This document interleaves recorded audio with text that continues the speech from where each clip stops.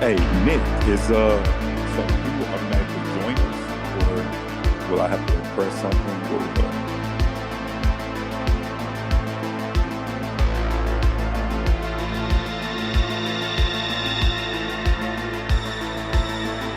how's it going?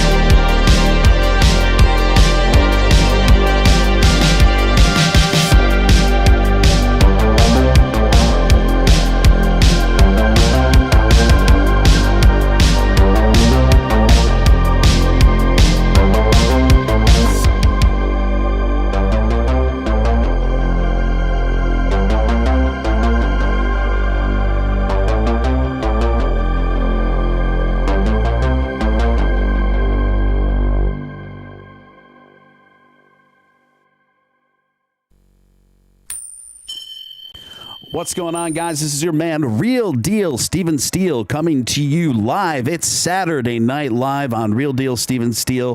What is going on? Some familiar names in the chat, some new names in the chat. That's always a good combination. It's great to see you guys. Great to see you guys. Who do we got in the house tonight? I see Indigo Eyes. I see Nurse Terry Reed. I see Beef Supreme. I see Anthony Grant. I see Dozer. I see Golden Greaser, Version Layer, Imperial Beats, of course, Anthony Grant, Joey Z, Joe Thomas, Matthew Delos Doge, and the list goes on. The list goes on. Great to see you guys. Great to see you guys. If I could ask you guys to retweet the stream immediately if you haven't already, that really does help. Really helps get the word out to your fellow community members that we are indeed live. And then also, guys, if you haven't hit that like button, it's very important if you could do that if you haven't done that yet. It's the number one thing you can do to help a new emerging channel like this get in front of more viewers. Takes a split second of your time, doesn't cost you a dime. Appreciate that. If you're brand new here, I'd like to give you a warm welcome to Steven Steele Live. I am Steven Steele. Welcome to the channel. I would encourage you to subscribe, join the community. We've got an awesome, exceptional community here, and we want you to be a part of it on our ascension to the moon and beyond. And lastly, if you feel compelled to super chat at any time throughout this show, that is obviously hugely appreciated for all of my time and efforts. And you can ask whatever questions or comments you want there. And not only myself, but my guests, we will answer those and address those to the best of our ability. So yeah, we've got a lot of fun stuff to talk about tonight, a lot of interesting stuff to talk about tonight.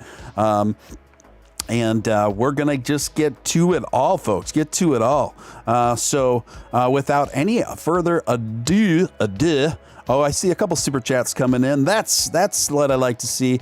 Dave Carter coming in, $4.99, says, I'd like to purchase some hashtag Safe David, please. We're going to get to the new Safe David token in a bit. We're going to talk about the Safe David token that I launched today. So stay tuned for details on that, Dave Carter. Beef Supreme coming in through with $5. Thank you, Beef. Says, we will not let the mainstream beat us. We will surge to the moon. We are legends. We are Doge. I love the resolve. I love the positivity. I love the big Doge energy of Beef Supreme. Bringing it. Thank you for your continued support and your positivity, Beef Supreme. And Anthony Grant, of course, my man Anthony, coming through with a $10 super chat. Thank you so much, Anthony. Appreciate you so much. Anthony says, hey, welcome to the red light district for Dozers. No lie detected, Anthony. No lie detected. And great to see you guys. Just let's keep the energy high and going. And keep sharing this stream out, and let's keep growing this thing, guys. Loving the big energy in the chat. Yoshi, Karen Yoshi, coming in with a Shiba Inu super sticker for $4. Thank you for that. Thank you for that gift of $4, Yoshi. Always great to see you. I see Zombie Doge Army in the house as well. I love that name, Zombie Doge Army. Guys, I've got two great guests tonight, and one of them is a first-timer here on Steven Steele Live. Of course, but the first guy that I'm going to introduce to you needs no introduction to this channel. It is a Dogecoin millionaire and co-host Nicholas Balls. Nick, how you doing, man? What's up, everybody? So Nick's going to be with us for a while and mixing it up with us. And then also at this time, I would love to, it's my pleasure to bring in a former NFL running back and current XFL running back and just general crypto voice in the community, and just great guy, interesting guy, Tim Cook. Tim, how you feeling, man? What's up, Steven and Nick? How are y'all doing? I'm feeling pretty good. You know, this is new. I'm excited as the other night goes. Yeah, right on, man. No worries. It's gonna go well, and it's a real pleasure to have you. Now, I first came across Tim on some of I believe David G's live infamous Twitter live spaces. On him as one of the regulars on the panels there, and I've always got a kick out of his vibe and just his general vibe and delivery. I just really like, and I just think he's an interesting, cool voice in the community, so I definitely wanted to have him on. Guys, so we've seen now there's just a lot of different anxieties going on in the market right now. Dogecoin is trading a little bit below 30 cents. Some people, there's a lot of anxieties, but other people are saying, hey, these are great buying opportunities. What do you think about the state of things in regards to Dogecoin, where we're at right now, Nick? And then after that, I want to pass that off to Tim to give his thoughts on that. Yeah, I would have my charts open right now, but my computer has decided to not work with me tonight. So I'm just gonna keep freestyle it. Yeah, the last time I checked, we were still within the historical bounce zone that we talk about so often on this channel. Basic TA would tell you that, although we're at a lower level, we're still essentially trading sideways from where we were. The market took a little bit of a hit today as a whole. Unless I see some sort of dramatic shift, to the downside, nothing bothers me at all. Gotcha. And Nick, why don't you expand a little bit more on the, what was the phrase that you used? The typical, what'd you say? Historical bounce zone. Yeah, historical bounce zone, yes. Maybe break that down a bit more layman's terms for folks in the chat. What you mean by historical bounce zone? Yeah, so Dogecoin is very, very... it bounces between the Fibonacci levels like no other coin. Like, it really does stick to the Fibonacci retracement levels. And I'm sorry, I don't have those in front of me right now, again, because my computer is like on the verge of dying. Otherwise, I would tell you exactly what those levels are. But it basically, when Dogecoin moves, it moves like... it's like clockwork. You can tell exactly where it's going. I mean, unless it's going completely parabolic or the entire market is taking a dump, you can pretty much set your watch to Doge. And the historical bounce zone is like, I can't remember which level on the fib it was, but we're basically in where, if people can remember back a few weeks when we first took off, this is where we retraced to at that time. And lo and behold, we're still there, just kind of chilling. We had a big move to the upside after that, since consolidated down. And this is, even though we're at a lower level than we were previously, we're still in that historical bounce area. So just it doesn't concern me. Yeah. So what about you, Tim? Are you feeling any anxiety over where Dogecoin's been trading right now and how the market in general is going? We lost him. Oh, okay. So I think he got bounced out. I don't even see him in the waiting room either. So Tim, if you can hear us, Tim, if you can hear me, just rejoin the waiting room, my friend. Rejoin the waiting room in the Discord, and I'll pull you back into the recording room. I'm going to check my Twitter DMs. I'm going to send him a Twitter DM, just letting him know I lost you. Rejoin the waiting room. So hopefully he can sort out his tech issues from there. It could be something as simple as the phone dying, right? So this was his first time on Discord. Yeah, it's his first time on Discord. Yeah, the Discord, I'm used to it, you're used to it, but I can definitely see Discord isn't the most user-friendly platform, for noobs. I definitely remember, especially on my phone, first being patched through on other people's shows, kind of going through similar stuff sometimes. Tim, can you hear me? Tim, can you hear us? He's muted. Okay. He's got it. Oh, Yeah, Tim, I think your microphone's muted. So let's try him again. Tim, can you hear us? He keeps bouncing out of the recording room. We'll keep bouncing him back in as long as it takes. It might might take a while. Tim, Can y'all hear me? yes, we can hear you now. Yes. Bro, it's my first time doing this. My apologies. It's okay, It's man. With Discord, there's always a bit of a learning curve, and I was just explaining that to the audience, and Nick and I were having a chuckle over it. No worries, my friend. So where we were before was, how are you feeling about where Doge is trading right now, and just where the general market is? Are you feeling a lot of anxiety about this, or not so much, Tim? I'm a newbie in the crypto world compared to most of y'all, especially Nick. I joined in late January, early February. So I'm a couple months in, and I've seen how volatile the market is. It goes up and down. Yep. And when you're in something, investing in something, and then for a couple months, about 4 or 5 months, you kind of learn the ins and outs of things. It's still a lot to learn. Yes. From what I've learned is this is normal. And like Nick said, if I see something dramatic happen with the dips, then I'll be a little bit more worried. But I'm not so much right now. Yeah. I think that's a pretty healthy attitude to have at this time, because by nature it's a very volatile market.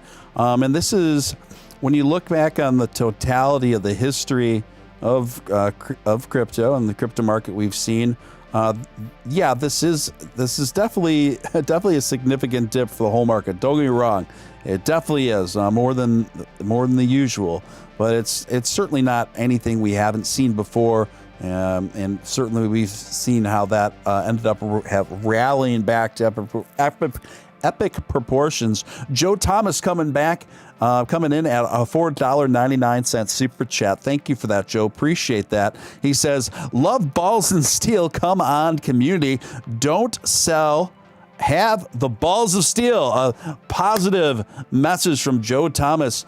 Joe bringing his own Joe-mentum, if might I add there. And thank you for that, Joe. Joe's saying, have balls of steel. Hold on. Josh Randall disavows. Coming in with a $10 super chat. Thank you for that, Josh. Really appreciate that, man. Says, is it treason to be both a Doge and an ADA holder? Treason's a bit of a strong word, my friend. For as much crap that we give Charles Hoskinson's on this show, and he's just a very easy fella to make fun of lately, and I definitely, as my English friends would say, take the piss on Charles quite frequently. That being said, no, it is not. It is not treason. ADA is. I no longer hold ADA myself, but I can understand why people do. I think it still has a lot of potential. I know actually Matt Wallace still doesn't hold as much ADA as he used to, but he's still an ADA holder. Nick, do you have any thoughts on that? I still hold ADA, so there don't you feel go. bad about it. You know what? Here's the thing. ADA has a good it's a good long-term hold, and for me, now I don't get into a project unless I can keep it for 12 months at least. I really don't do short flips anymore. So, if you're in ADA and if I had ADA a year ago and Charles came out and said what he said, it might have swayed me. But I got into ADA back in March. So, I'm going to keep it at least for a year. Or, here's the thing. If a coin like that does me wrong and does me dirty, in a year, I've allocated the tax write-off for it, and it's in profit, I'll dump it. But if it's not, I'll hold it. Whatever. Yeah, gotcha. And what about you, Tim? Are you diversified in the portfolio? I know you're new to crypto, and generally, I know you're a Doge fan like we are. Are you holding on to any other cryptos? Yeah, I'm new to the crypto world, but I'm not so much new when it comes to investing and trying to diversify your portfolio. Yeah. I'm currently investing in a couple of them, and ADA is one of them. Yep. I got in a little under $1, and I seen it shot all the way up to $2. I'm not majority. It's just a little bit of my portfolio that's in ADA. Right. Like Nick said, it has its perks and it has its downfalls. I don't necessarily know what more needs to be done. I'm continuously learning, but for right now, at this standpoint, I'm still profiting. So, also, what are we going to talk about other cryptos too as well, or? Oh yeah, XLM, ADA, Doge. Shout out to Dogecoin. Yeah.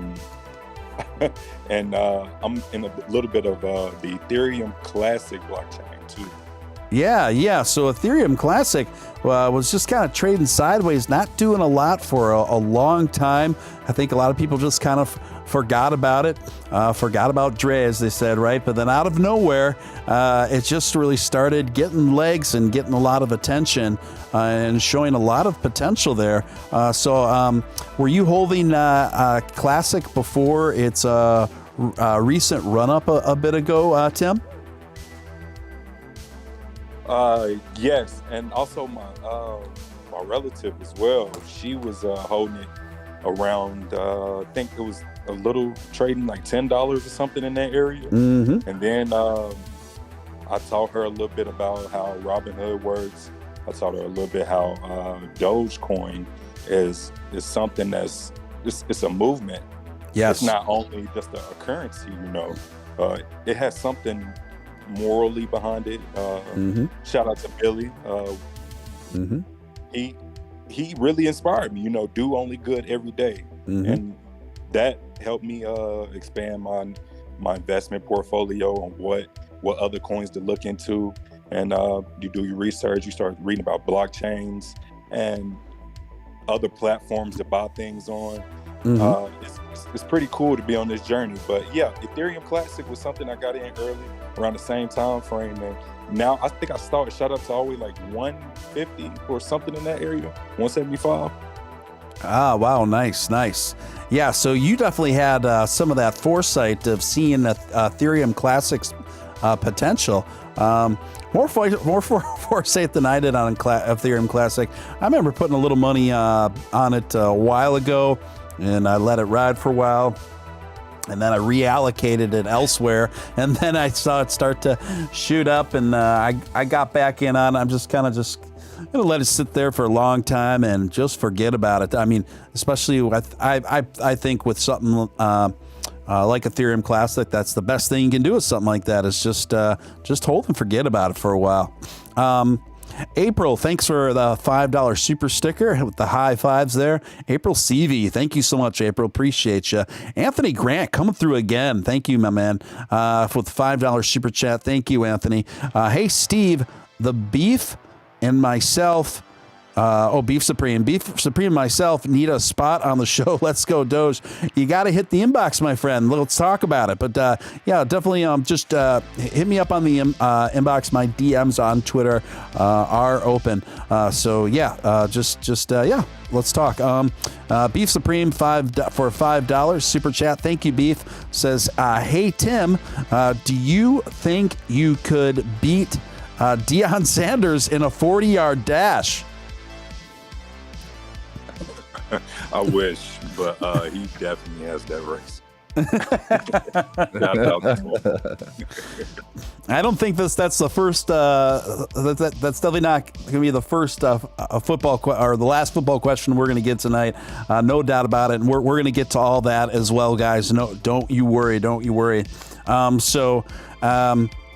Yeah, I think all three of us are generally on the same page as far as where the crypto market is. Of course, we would all like to see more green going on with the portfolios. Of course, we would like to see things just picking up overall. But a part of that is dictated by how Bitcoin's doing. Nick, I know we've talked about the two general things that can happen. And you and I have both entertained anyway the possibility of Bitcoin eating it, and then making room for Ethereum to rise, and then Doge consequentially, which we have at least floated out there as a possibility. Now, if I think that's the more unlikely thing to happen. I think it's looking increasingly more unlikely to happen. And if we did go that route, I do think there's still a strong future for Doge. It would just take much longer to get there. That being said, Nick, what kind of probability do you give that scenario now? Do you think it's less more than when we were talking about it a week ago or so?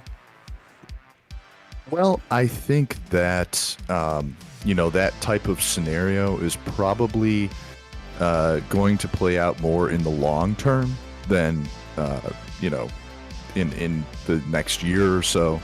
I think it is definitely possible, just given Ethereum's utility. Mm-hmm. However, it's like one of those apex questions, like, at some point, right, ADA is going to implement all of its smart cons and the rest of its utility as well, which will directly compete with Ethereum. Mm-hmm, and that could happen at the same time that Ethereum is getting close to the market cap of Bitcoin. And then there could be a real fight for the top.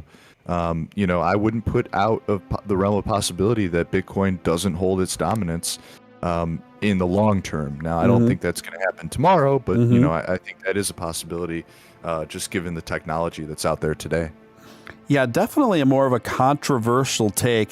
I haven't really heard many people outside of us, Nick, even entertain that as a possibility in anywhere in the near future. What do you say, Tim, to the possible scenario that Bitcoin doesn't always just continually to hold its dominance? Do you think it's possible for Bitcoin to lose that dominance within the next few years, or not so much? So Bitcoin was really one of my first cryptocurrencies I invested in 2017. I think that was around the time I first downloaded Robinhood. Mm-hmm. And I also was using. Am I glitchy? Can you all hear me? You glitched for a second there, but you're fine. Okay, and I also was using the application Cash App to transfer money, pay for things, just like I use Apple Pay or whatnot. Mm-hmm. And I also bought Bitcoin on it. Well, I don't know if I bought a majority of it on Cash App, but I also bought some on Robinhood. And whenever I look back, what was this, 2017? I look back at it recently in what was it, January, whenever I started hearing about GameStop. Mm-hmm. I checked my portfolio. I created it, but I never looked back at it. I didn't have really a reason to. I was focused on other things. So around January, I looked in my portfolio, and Bitcoin was up. We bought what, $10 worth, and I think it was like 100 and something in my account. And it was just interesting to me how I didn't really do anything. That's just passive income, and it's good to have passive income. And outside of I'm just looking for random things to put my money into. I also got into real estate as well. My dad's a big real estate agent here in Arkansas. My area look like Arkansas, and helped me get into the real estate business. But anyways, back to Bitcoin. Bitcoin was one of the first things I invested in. So sorry to interrupt you.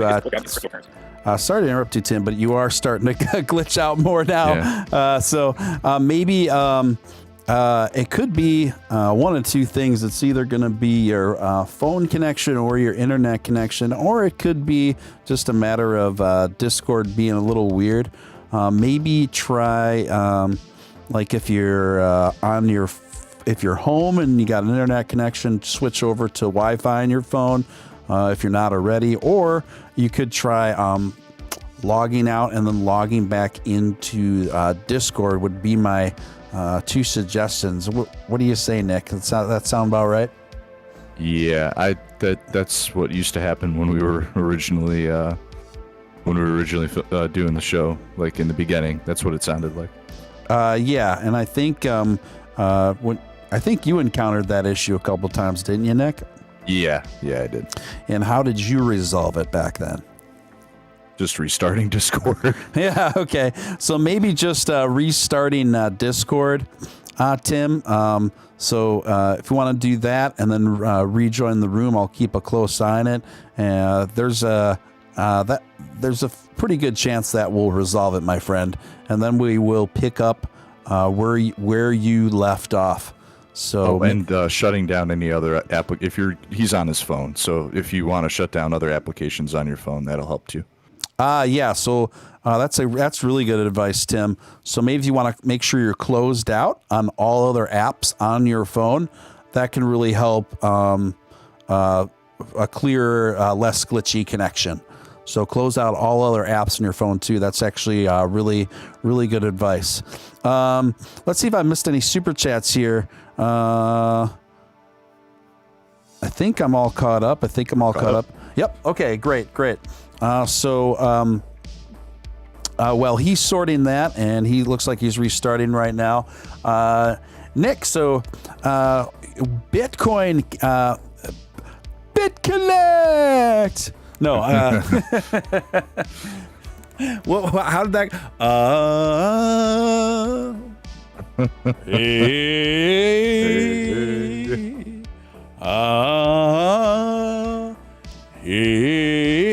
what's up, BitConnect? No, but seriously though, is that guy in jail? No, he's not. Actually, I saw a pretty good interview with him on H3 something, that duo, that boyfriend-girlfriend duo, that podcast that's been going on forever.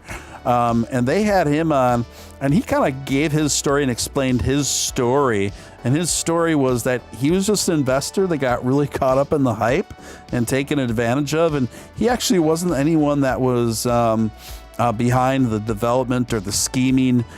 He was just a naively enthusiastic investor that they took advantage of and thought that he was a dynamic speaker. I mean, he is dynamic, and they just kind of propped him up there. And he bought into the whole BitConnect scam, hook, line, and sinker. And now I think he's like a counselor / life coach. So, Steven, if we ever find ourselves on a stage somewhere doing something similar, we should be evaluating our life choices. Yeah, maybe we could reenact that for that'd be awesome. You know what we could do is when we have the $1 Doge party in Boston with Upshot, we could both get on stage and go, hey. We could go back and forth. What's up, Dogecoin? So that's funny. No, but seriously, what I wanted to ask you about is you are planning on going to the Bitcoin conference, Bitcoin 2021, isn't that right? Yeah. So I will be there in Fort Lauderdale. I'm going to Fort Lauderdale, but I will be in the Miami area. We're hoping to make it. It just depends on when the flight lands and all that good stuff. I've already talked to Liv a little bit. They might make it out of quarantine and get down there if they get asked to speak, and if so, then I will be meeting up with Liv. I already offered to take her and her boyfriend and me and my girlfriend out to dinner. So it'd be cool. It'd definitely be a cool event if all the timing works out well. Yeah, and have you ever attended a Bitcoin conference before? Funny enough, I did have plans to go to the first Doge party back in It was in 2014. But I can't.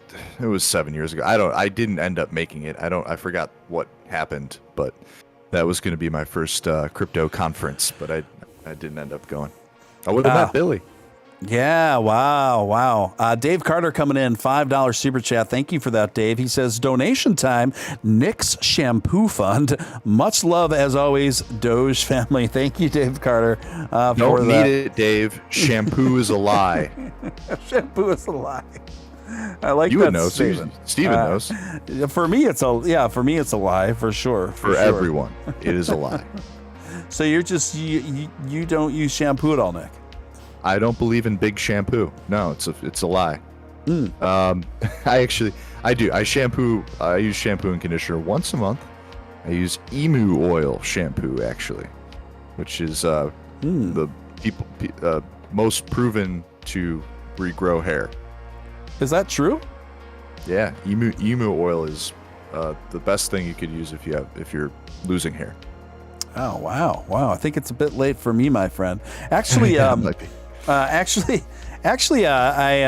I do decide, I actually have a pretty fair amount yet still, and I got a good hairline and everything. I just like the look. I got kind of addicted to the lean, clean, mean, shaved head machine look, and I just kind of grew on me. No pun intended. You rock it well. But I will tell you this: once Doge gets through $1, if you ever want to come with me to Turkey. To get the surgery done, you can go on a little hair vacay. Wait, are you gonna get? Is this something you're gonna entertain in your future? I don't. So here's the thing. Yeah, break it down for us. I don't really need to at the moment. Yeah.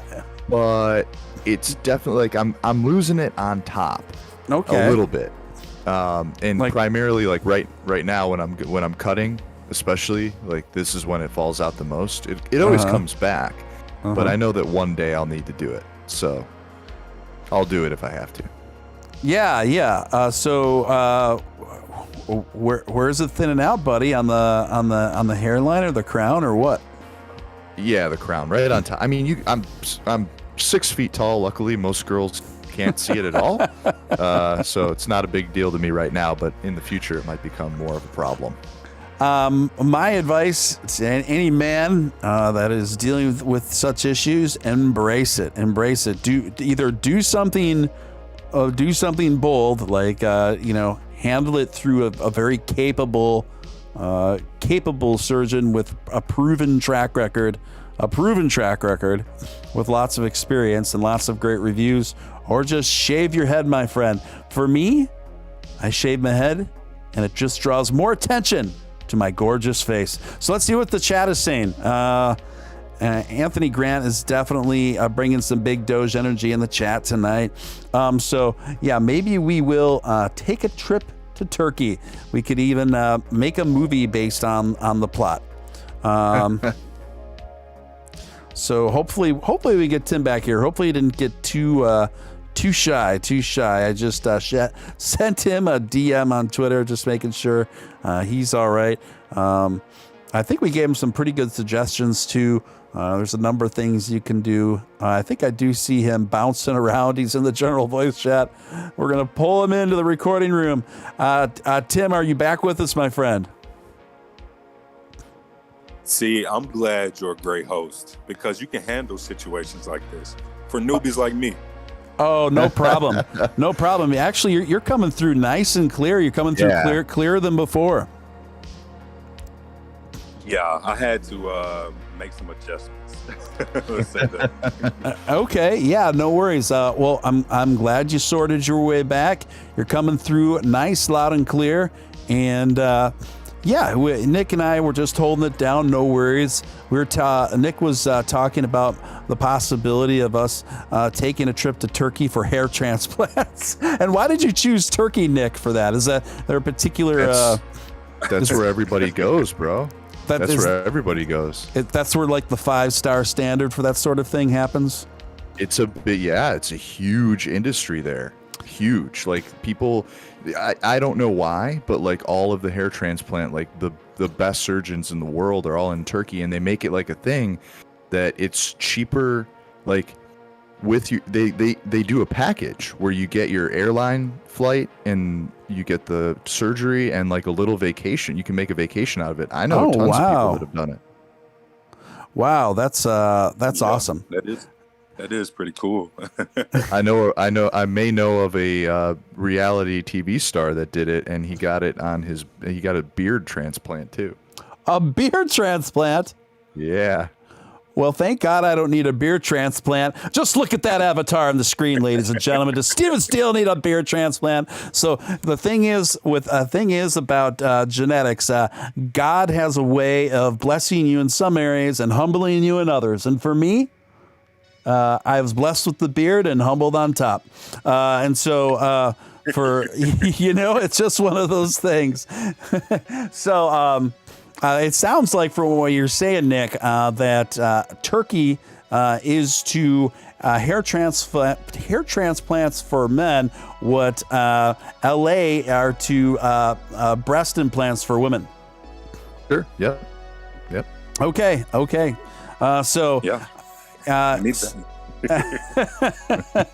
So, guys, this is your man, Real Deal Steven Steele, coming to you live Saturday Night Live, and we're having a great time. We're talking about markets, we're talking about HTs, we're talking about LA, we're talking about Turkey with, of course, Dogecoin millionaire Nick Balls, but his first time on the show is XFL running back Tim Cook. And Tim, what is the team that you're signed with right now? The New York Guardians. The Guardians. Yes, the New York Guardians. We're waiting on the next moves.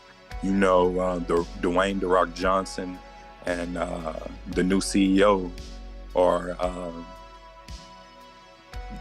things are slowed down because of this whole pandemic issue. Unfortunately, it hit home to a lot of people, and the XFL was one of them. So waiting to see. It's only time is going to tell with that. Yeah, so because of the pandemic, it kind of has put your whole football career with the XFL kind of in limbo right now, huh? Yeah, and I'm always optimistic person. Yep. Everybody's gonna bounce back from this, from XFL to, say somebody who works the normal 9 to 5 that wakes up every morning working hard. They're gonna bounce back even harder. I believe in us. I believe in the world. With positive thinking, anything can happen.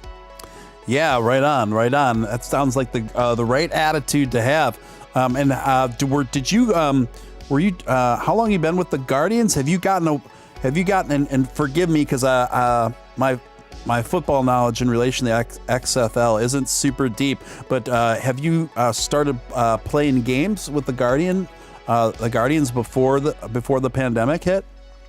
Yes. So the XFL is it revamped in 2020 spring.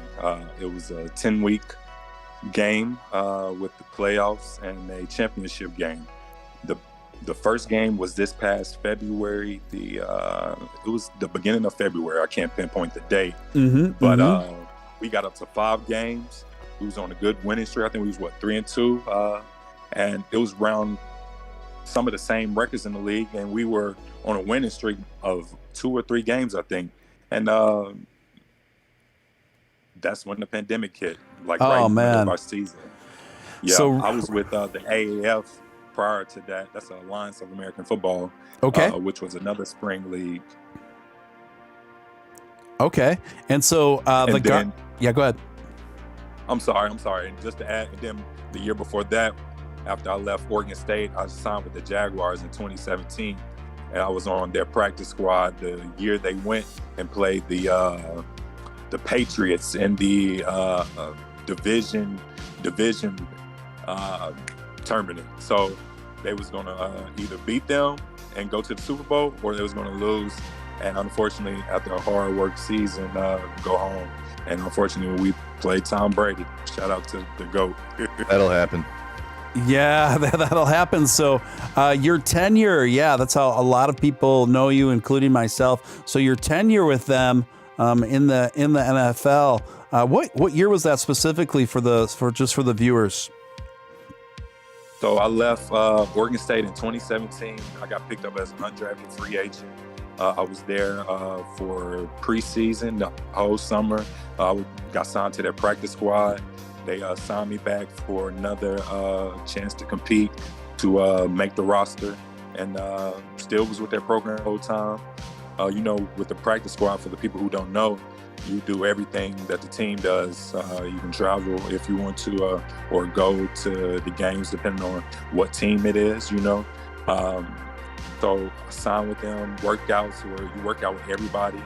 You just basically keep being an athlete, and once your time is up, or time is up to compete on the 53-man roster, then you play on Sundays. So I played 8 preseason games. I scored 2 touchdowns out of those 8. Mm-hmm. It was I signed 2018 again, and I scored 2 touchdowns against Tampa Bay. In 2018, right before Tom Brady got there. Wow. But it was preseason. Yeah. My cousin actually, up until just a couple seasons ago, he used to be a linebacker, and he played for both the Atlanta Falcons and Tampa Bay Buccaneers. His name was Joe Hawley, and he retired about 2 years ago. Got himself a little wife, and they're doing like this RV thing where they're just living out of this kind of decked out RV, and they're just like not an RV, more of like a van, like a big kind of decked out van that you can live out of, and they're just kind of traveling all around the country doing that right now. But van life, doing the van life thing. Yeah. So I've been to. I played in Atlanta. I think we played in what is it called? The Mercedes Bowl? Yeah. Or stadium? Yeah. Yeah, that's pretty cool. And Nick, have you ever been to any NFL games? Or Steven? Oh yeah. We're Steven and I live by kind of near each other, and I'm in Chicago, and of course I'm a Bears guy. I don't know if Steven's a Cheddarhead up there or not. We haven't discussed that. Yeah, I gotta stick. I gotta stick by my Green Bay, man. It's in my blood. It's in my blood. Yep, it's in my blood. So that's funny. Yeah. So have you played up in Green Bay Stadium, Tim? I haven't. I have played in Atlanta Stadium. I played in Gillette. We had conjoined practices with Tom Brady. It was pretty fun. Yeah, it was crazy. Watching them practice, because whenever you're going through preseason, you have what's called conjoined practices. Yes. And we had to travel up there for a week, and you practice with the team for like 3 or 4 days, and then I think it's Thursdays. You played the same team that you practice against, and we played up there. I played in against the Vikings in Montana. Yes. Where else? In Tampa. And I think that's the only places I've traveled. I played 8 games, but I don't remember if all the away ones, which one were away, Yeah. Very, very interesting. Guys, if you're just joining us, I see there's a new kind of influx of people coming in.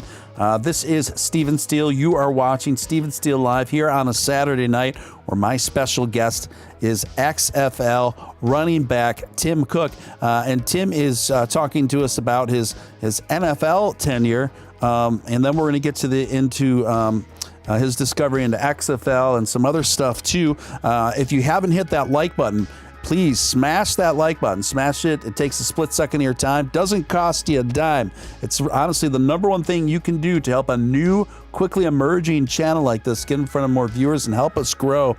Secondly, if you're new here, I'd like to personally welcome you and encourage you to subscribe and join us here. And don't forget to hit the notification bell. That's just as important as hitting the subscribe button, because then because we are predominantly a live show, it lets you know exactly the moment we go live. And for those of you who have already subscribed and you haven't hit the notification bell, take a second to do that now. You'll thank me tomorrow. And lastly, if you feel compelled to super chat throughout the night, you can do so. Put any questions or comments you want in there for my special guest, Tim, myself, or Nick, or all three of us. And obviously, that's hugely appreciated for all the time and effort I put into the program, etc. Getting back, Tim, what would you say was your favorite thing about being involved, playing with the NFL? And then maybe your least favorite thing, if there was one that you could think of. To be honest with you, it was a great experience. Yeah. From being signed, having your number called on draft day, even though I wasn't drafted, I was called like right after the 7th round. And my agent, he told me, I got two options. I have the New York Jets, and I have the Jacksonville Jaguars that want to sign me at running back. I went to Oregon State. Shout out to the Beavers. But yeah, he told me I had one of the two, and I don't know. I just both was a great opportunity. I decided to go with the Jacksonville Jaguars. Loved it there. The teammates were great. I was coming out of the same class as Leonard Fournette, and we had TJ Yeldon in the backfield. I don't know if some of the listeners follow running backs, but those are great running backs. Shout out to them. Good competition, on a daily basis. So I understand how this can correlate to the crypto market world. I know there was a little fuse going on between currencies at one point. Hopefully that's simmered down, but competition is forever, but it can be friendly competition, Yeah, absolutely. I know Nick would know in the gym for sure. Yeah, bro, that's it's part of life, and I think competition is kind of what drives success and greatness at some level. It's weird in the crypto world because a lot of people a lot of these guys are, tech guys and like keyboard, warriors. So I don't know about you, Tim, but I don't get too many people like trash talking me or anything like that. But I think, we kind of stand out as like, bigger figures. Yeah. Facts. Anthony Grant coming through with $5 super chat. Thank you again, Anthony. Matt Wallace live talking Bitcoin crash. Yeah, I don't know what to make of that. I'm obviously not watching it. I'm here hosting this fine show. So I don't really know what to comment on that. Yeah, I'll just have to catch on it later. I really don't know what to add to that. But getting back here, so you went with the Jags, and then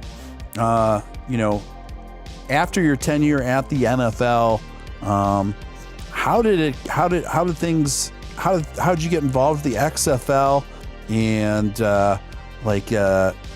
did you have the same agent that helped kind of broker that, or was it kind of a start from scratch, and then how did that transpire? How was that? How'd that convergence go there, Tim? So in 2018, that was my last game we played against Tampa. I had scored 2 touchdowns there, and unfortunately, like I said, it was a great competition in the backfield, and it didn't go in my favor. But I was so thankful for the opportunity, because a lot of people don't get to spend the whole the time I did in the NFL. Right. So once I figured out I didn't get any workouts or anything,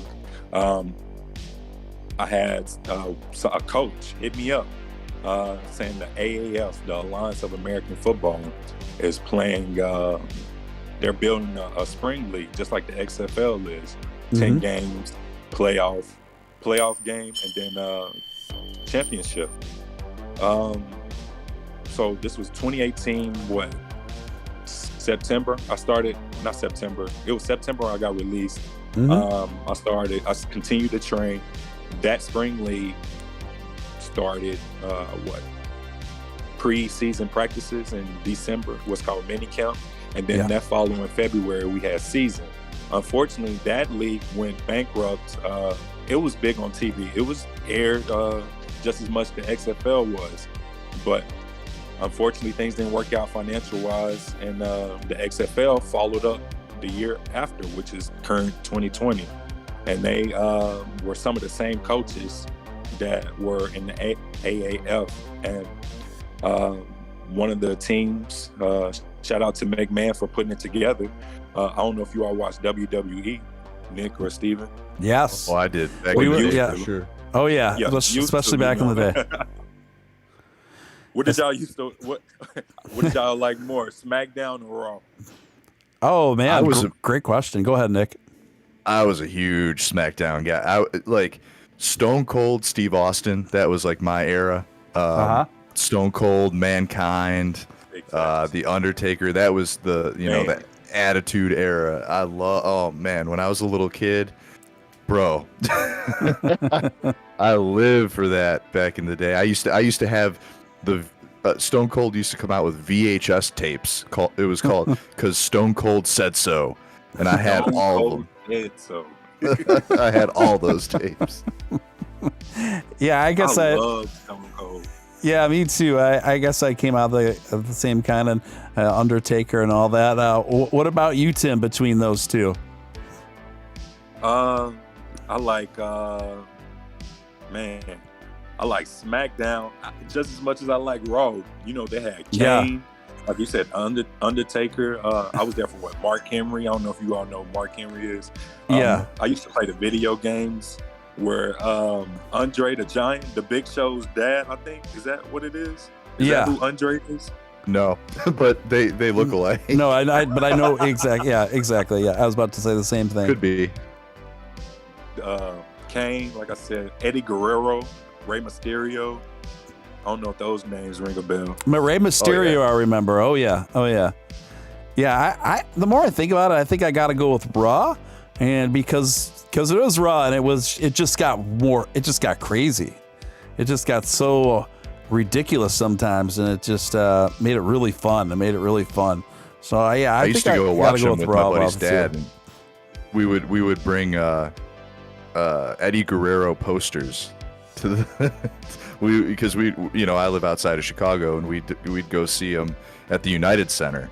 We'd go see this was back when it was WWF, and we would bring Eddie Guerrero posters and Stone Cold posters, and yes Batista, the Batista bomb, John Cena, like it was a lot of WWE players. It was my childhood. I used to go to the matches. I'm from Arkansas. Know. And nice. So I went to some of the ones that was in Little Rock. That's our capital. They have the arena there, and when Monday Night Raw used to come, or SmackDown, I can't really remember which ones it was, but I know it was the WWE. I would definitely be there with my friends. It was some good times. Right on. Yeah. John Cena! Ba-da-da-da-da. Yeah.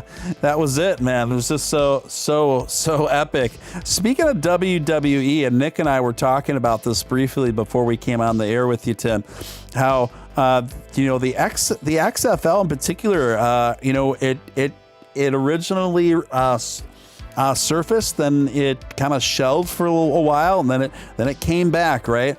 And we were talking about the XFL the first time it came out. There are definitely kind of like some parallels, some vibes, similar vibes between WWE kind of atmosphere and the XFL. Have you ever seen some of that older XFL footage, Tim?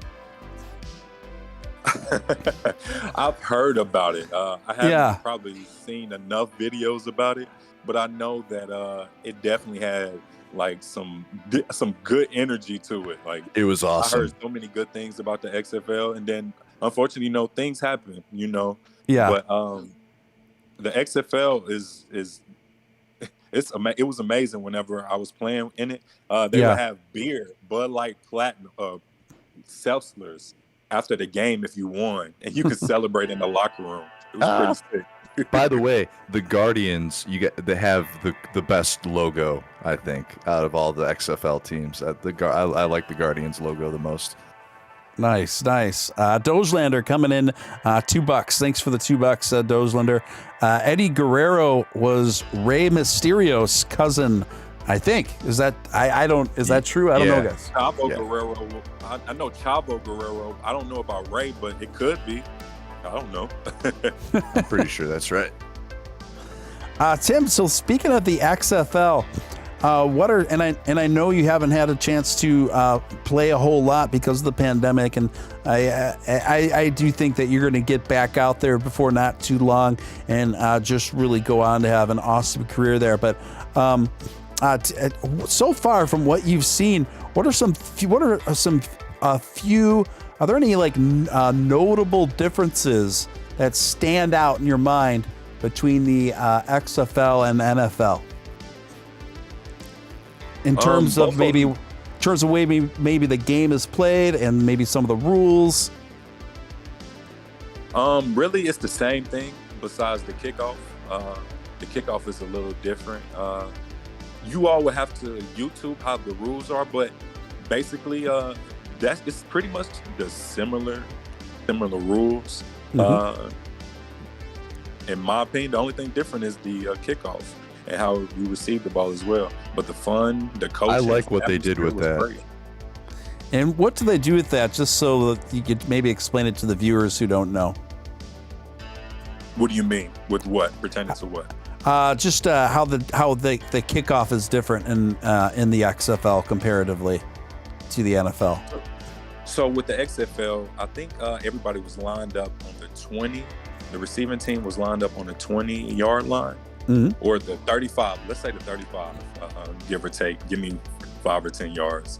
All 10 people on the return team are lined up across the field on the 30, 35, and the receiving team is lined up 5 yards from them. Mm-hmm. So normally the receiving team is spread out across the field, but only the kickoff is lined up across the field. There's one return in the back. The kicker is on the other side of the field as like it would be a regular kickoff in the NFL.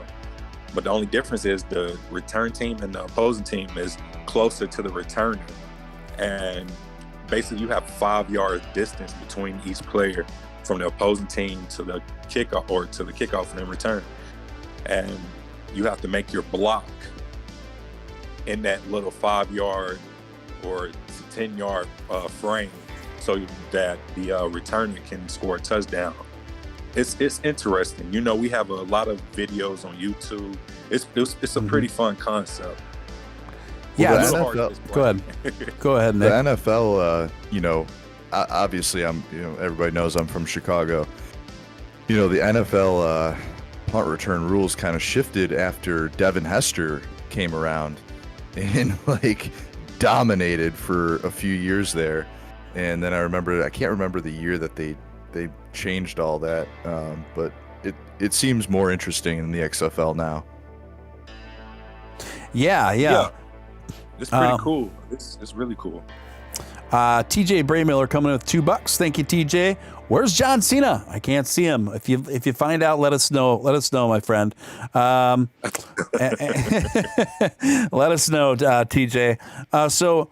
Also, I was curious about, from your experiences thus far with the XFL, in your tenure so far there, Tim, what's the energy like? Obviously, what's the energy like comparatively to the NFL? Obviously, it's not as big. It's not as big as the big show, the NFL. But I know there's some real loyal fan bases within the XFL and the culture surrounding it. How would you describe that energy, what you've experienced so far? Yeah, it was pretty fun. We played in the New York Giants in the Jet Stadium, on our game days, and we had a big fan base. Everything was new. I think we got up to 15,000, and I know Memphis. There's 8 teams in total in the XFL. I think we had Memphis. No, it was St. Louis, New York, Houston, Dallas, Tampa, Florida, California, and Washington, D.C. If I'm missing one, I'm sorry, but it was 8 in total. I can't think. Oh, Seattle as well. Seattle was one as well. And we played in the Giants and Jet Stadium. It was fun. Kevin Gilbride and Gerald Ingram were my coaches. Kevin Gilbride was my head coach. Gerald Ingram was my running back coach. And both of them coached Eli Manning and Brandon Jacobs. They got Super Bowl wins as head coaches for the New York Giants fans. You would know who Kevin Gilbride is. Oh, yeah. Okay. Gotcha. Have you ever met The Rock? No, I haven't. Okay. Unfortunately. Not yet. He's supposed to be starting his own bodybuilding competition here pretty soon. Oh, yeah. That's right. Yeah. No worries. So Tim, when you get back to it with the XFL, and I'm sure, how's it working right now? The pandemic. Are you guys even able to practice yet? No, but I'm pretty sure that that plans will be made pretty soon. We're getting out of those phases now. People are getting their vaccines, and things are getting back moving in the right direction. Slowly but surely. But hopefully, we'll hear more things this summer. I'm staying tuned with everything and keep everybody updated as well. Yeah, definitely. And I know that you're probably staying on top of it as far as your fitness and everything else. So that being said, how did you find yourself in this crypto space? Do you think part of what led you to crypto more is due to the pandemic in part, Tim? Yes, I would have to say there was some, besides working out, I had some time on my hands. I had time to learn things. People start to pick up things by watching videos, reading, finding out what you like as a person whenever you have so much time on your hands. And I started YouTubing things, hearing things on social media from Twitter, Instagram about GameStop.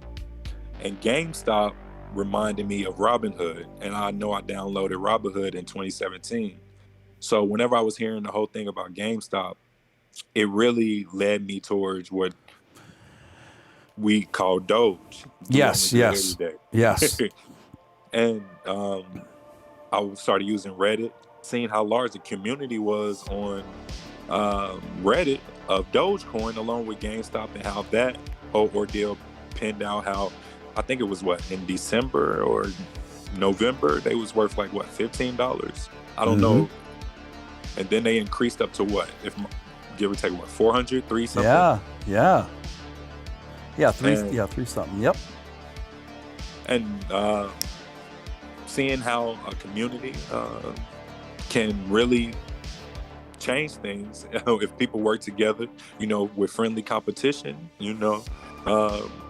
I feel like anything can happen. And I saw how large the Doge community was. And I got in it a little under 4 cents. And I had a couple $1,000s that I just wanted to, just do something different with. And I put a couple in there and rode the wave. It got all the way up to 75 cents. Nick, I know y'all too. Steven, when did you become invested in it? In Doge specifically? Yeah, when did y'all? I don't know whichever one want to take it first. When did y'all invest? I know I heard Nick say it early, but I didn't hear when you said it, Steven. Yeah, Just curious, or if you are investing. Yeah, Nick is actually one of the first Dogecoin investors back in 2014. I'm very new compared to Nick. I had started looking at Dogecoin seriously as an investment right when it hit a penny. And then I bought my first haul of Dogecoin right when it hit 2 cents at the 2 cent mark. And then I just kept reinvesting at higher buy-in points from there on. What about you, Tim? Yeah, I bought it whenever it was around. I ended my buying around 4 cents. But coming in, I think my original buying price was 7 cents or 8 cents. So I bought in at one of those hop peak times in February. I think it was early February, late February. I remember that. And I started losing a little money, but I wasn't really upset because I'm just playing at this point. It wasn't nothing I didn't could afford to lose. It was just playing money. So I was playing around. I would lose a little bit, but I would figure out how the charts really worked, who to really follow to get different advice, to open up different ideas in my head on how I want to trade, my style of trading, what type of investor I want to be when it comes to cryptocurrency. Do I want to be a short-term investor? Do I want to be a long-term investor? I started playing around and had my little dips and downs. I figured out how volatile it was and how the chart really works by the dips. People say buy the dips, and people really want to buy the dips, in hopes that their investment turns to a certain, price one day. I patiently waited for another dip, bought in at 4 cents, a little under 5 cents. I think it was like at 4.7, something like that. And I've been riding the wave ever since. Nice. Yeah, and it's as I'm sure it became pretty apparent to you. Now, when you first came into Doge, were you aware of its distinctly unique community and kind of the culture and values behind it, or is that something you started learning about more after you start making investments into it? So like I said before, at the beginning, I was curious about what were some ways to invest my money to make passive income. Yep. And that's when, I started, besides my apartment complex and house that I have in Arkansas, shout out to my dad. He was in Marines. Nice. He taught me about that. And he's doing very well for himself in the same area. But it was a passive income type mentality, but it eventually turned to something more than just trying to make income, like a profit off of it. I bought enough at 4 cents to where I just been holding this whole time. And while I'm holding and not really worrying about it, I'm seeing more how the community works on social media, not just Reddit. I started using Twitter. I was seeing it on Instagram, Facebook, conversations sparking about it. And it just focused me in really just on the social media aspect of it. Yep. Like it's such a powerful concept. Shout out to Billy and everyone else, do only good every day, and getting on these Twitter spaces, meet people like you, cool people like you and Nick. And it's pretty awesome how everyone has different backgrounds and we're all working towards doing something good, How can you work with do only good every day? Yeah, I feel that, man. I feel that, though. I would counter. I would contend that you have a very generous definition of cool. But thank you, Tim. Alex, we appreciate it. Alex coming in with a $3 super chat. Thank you, Alex. Anyone remember the 2001 opening scramble in the XFL, the 2001 opening scramble. Do you know what he's referring to, guys? It has to be pretty sick if he's bringing it up. Yeah, you remember, Nick. There was, when the XFL first started, it was all sorts of craziness. I don't remember exactly what it was so crazy back then. Like, they had all sorts of, like, that was when they were, a lot of the guys from the WWF at the time were kind of like crossing over, and just WWF athletes who were also like really into football.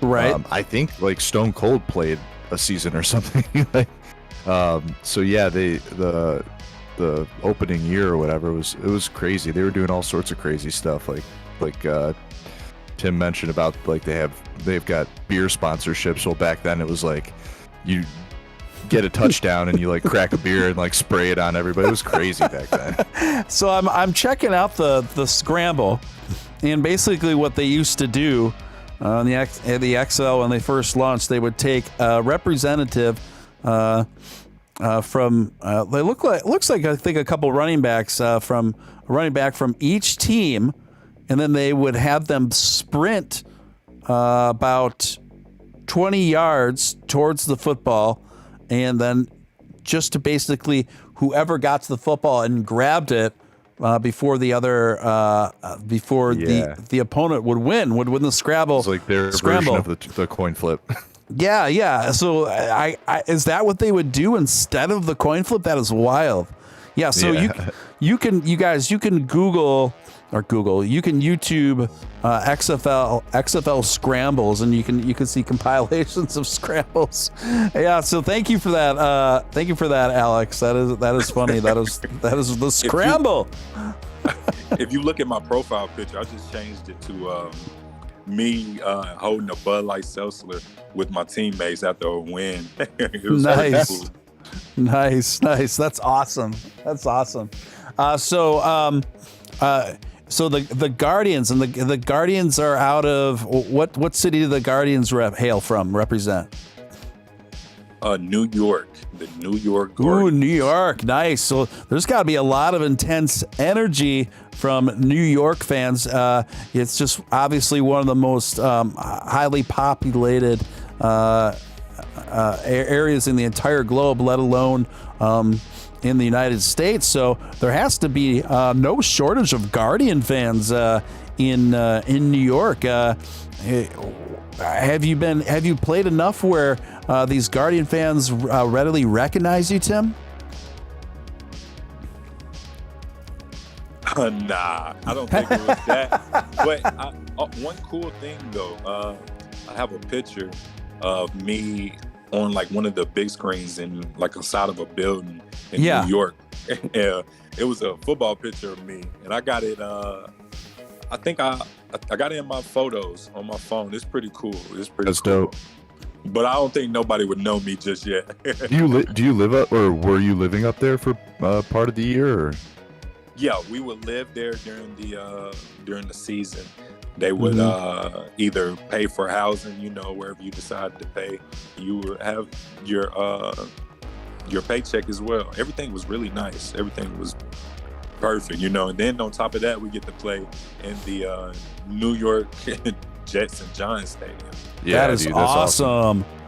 That is so cool, man. Well, I hope that things get up and start here real soon, because I'm sure you've been chomping at the bit too, just ready to go. So, I think from my experiences, just from a fan standpoint, I think there's just something extra special and cool about the XFL. The fact that it's just more of an intimate, smaller scale, but it's a little bit more rogue. It has a little bit more of a rogue kind of freewheeling vibe to it that you don't necessarily get from the NFL. There's just, to me, from the XFL games that I have watched, it just has a little bit more of a extra, I don't know how to describe it, just a unique excitement. You know what I mean? It's different. It's a different type of excitement, and it's a different type of fun. everything is going to have its own type of fun. The XFL just like, it's one of those new funds that I'm not even used to as a football player, you know. And the atmosphere, the people are great. People just want to have fun, you know, and in a respectful way, but they're also themselves, you know.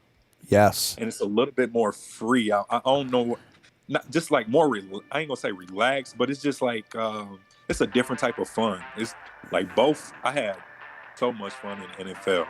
Like some stuff you just can't compare. They just different, you know, and good. Yeah, totally, man. Yeah, I'm glad you kind of picked up on what I was laying down there, because that's exactly what I was getting at. I'm like, I can't put my finger on this, but it's just like, you're right. It's not quite as formal, but I like that. You know, I like that, and it's just kind of got a more, it has more of a free kind of wild style vibe to it, which which it definitely has. I love that. I love that about the XFL. Nick, when's the last, have you watched any of the newer XFL games since they brought it back? I've caught one or two here and there. My dad is a huge football guy. And he, you know, pretty much he lives separately, so I'll go over there from time to, you know, we'll catch a game here and there, as I'm sure most people know in the chat. Like, the main sport that I pay attention to, if you could even call it that, is bodybuilding, which is so weird. But I see you, big dog. Yeah. So I do love football. I mean, I grew up in Chicago, I've been in Chicago for a while, and you know, I love the Bears, and I do watch football from time to time. I used to watch basketball back in the 90s when the Bulls were killing it. I just, like, basketball doesn't interest me as much anymore. But yeah, I do watch a fair bit of football during the season. But yeah, I mean, like, if I'm like glued to anything, it's bodybuilding, and of which my buddy Patrick Moore just won the California Pro just right now. Just now? Really? Yep, right now. Wow, that's big time. Yeah, that's a pretty big deal. That's a pretty big deal. He's going to the Olympia. Wow, man, wow. Bro, you gotta love the gym if like, I don't know, it's just something different about the gym. Like, you know, it brings its own joy and excitement as well. Like, you know, as a football player, we have to lift weights, so you know, I understand. Yeah, I think that's kind of what drifted me towards you. Like, I know what type of work you put in. You know, we you know, everybody comes from different backgrounds, but you know, the same goals. Like Steven as well. Like, we're all just trying to make some money, do good for ourselves. You know. Yep. Yeah. Exactly.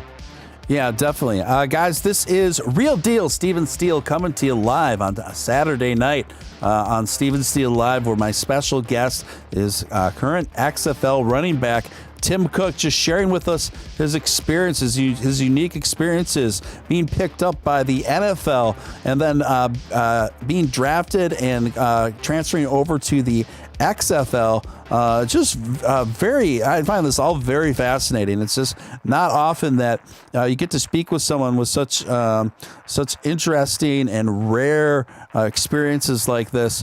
And then, of course, we have Dogecoin millionaire Nick Ball's with us as well. Guys, if you haven't hit that like button, please do that. It really does help the stream. And then also feel free to share out the link to the stream, and so we can keep growing this community out. I feel just like I feel that Dogecoin is severely undervalued, so is this channel. I honestly feel that way. I feel like the more people that know the vibe and what we're doing here, I think it's something that's really unique, really special, that we bring to the crypto space, unlike anything that you will get anywhere else. And so, yeah, if feel free to just share the link out to the stream. That's hugely appreciated. And then also, if you have any comments or questions for my guest, Tim here, feel free to super chat those or just put them in the chat. Either way,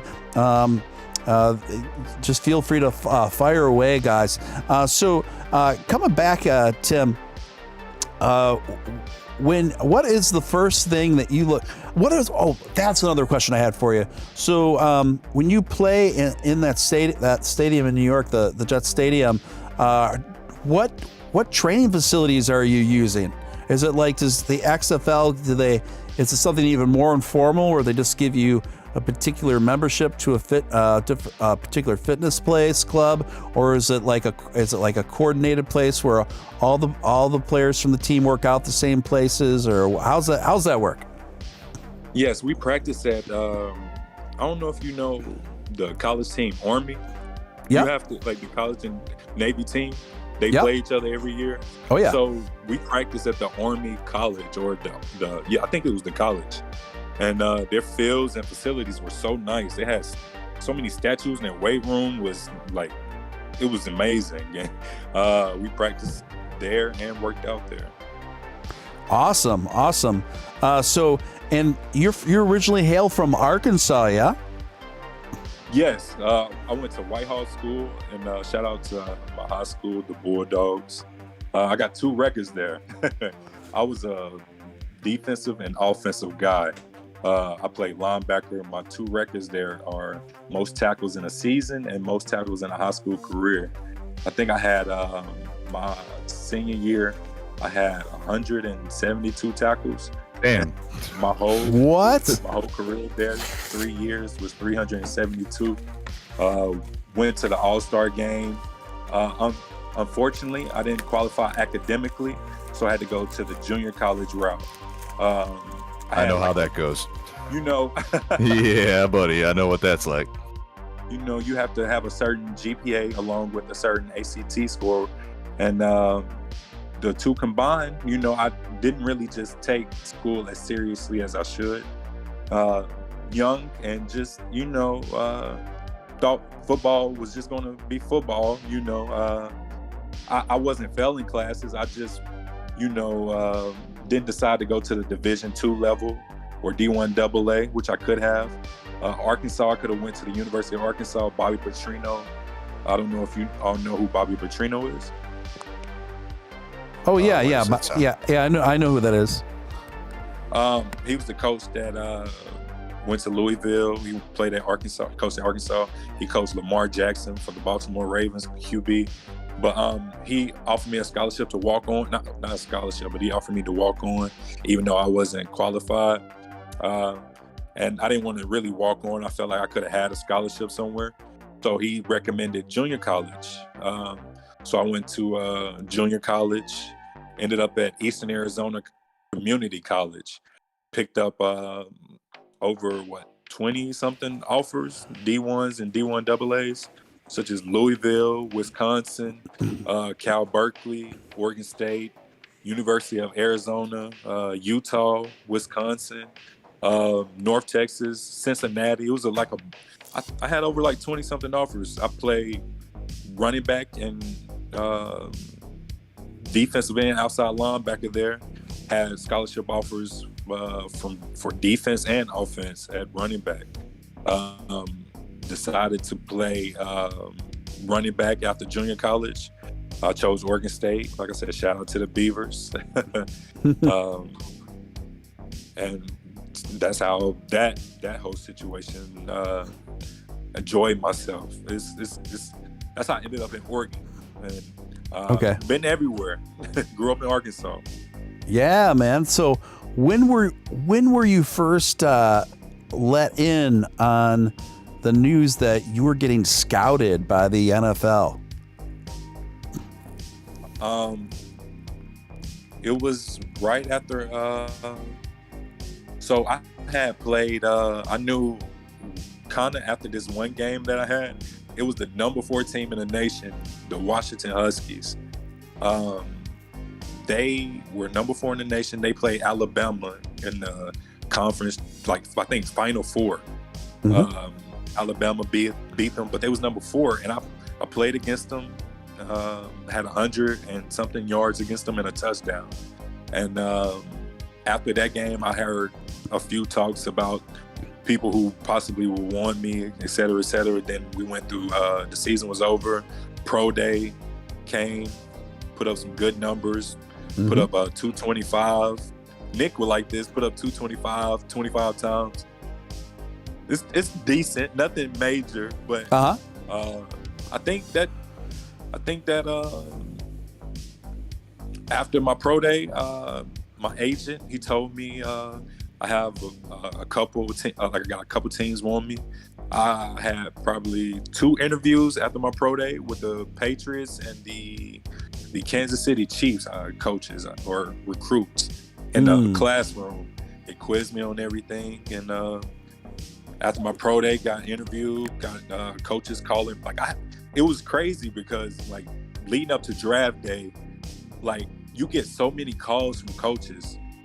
I got so many calls from coaches that I have probably over like 10 NFL coaches in my number, like recruits. And it's crazy because like you have these numbers and you was growing up thinking about these types of things, like, and signing to a team as a free agent is just as good as signing as like a drafted individual, because they only get sometimes better 7 players. Usually it's like around 7, you know. Mm-hmm. Yeah. Wow. So, what were you doing, and where were you? Do you recall when you found out that your first NFL, your big show deal was solidified? So, I grew up in a winning environment, and at Whitehall High, we always went to playoffs, and we always won. We took our team, me and my friend Jeremy Sprinkle. Yeah. We helped take our team to what's called the semifinals, right before the championship game, my senior year, after we won playoffs every year. So we had a winning season. He got drafted. He went to the University of Arkansas. Then he got drafted by the Washington Redskins in the 5th round. I was next to him that 3rd day of draft day, and he got drafted in the 5th round. The 7th round came. The 7th round wasn't even over, and my agent called me, and I thought I was getting drafted 7th round, but fortunately, I got signed as a undrafted free agent, which is the same opportunity. I got a signing bonus and everything. It was a great experience because it's in the same.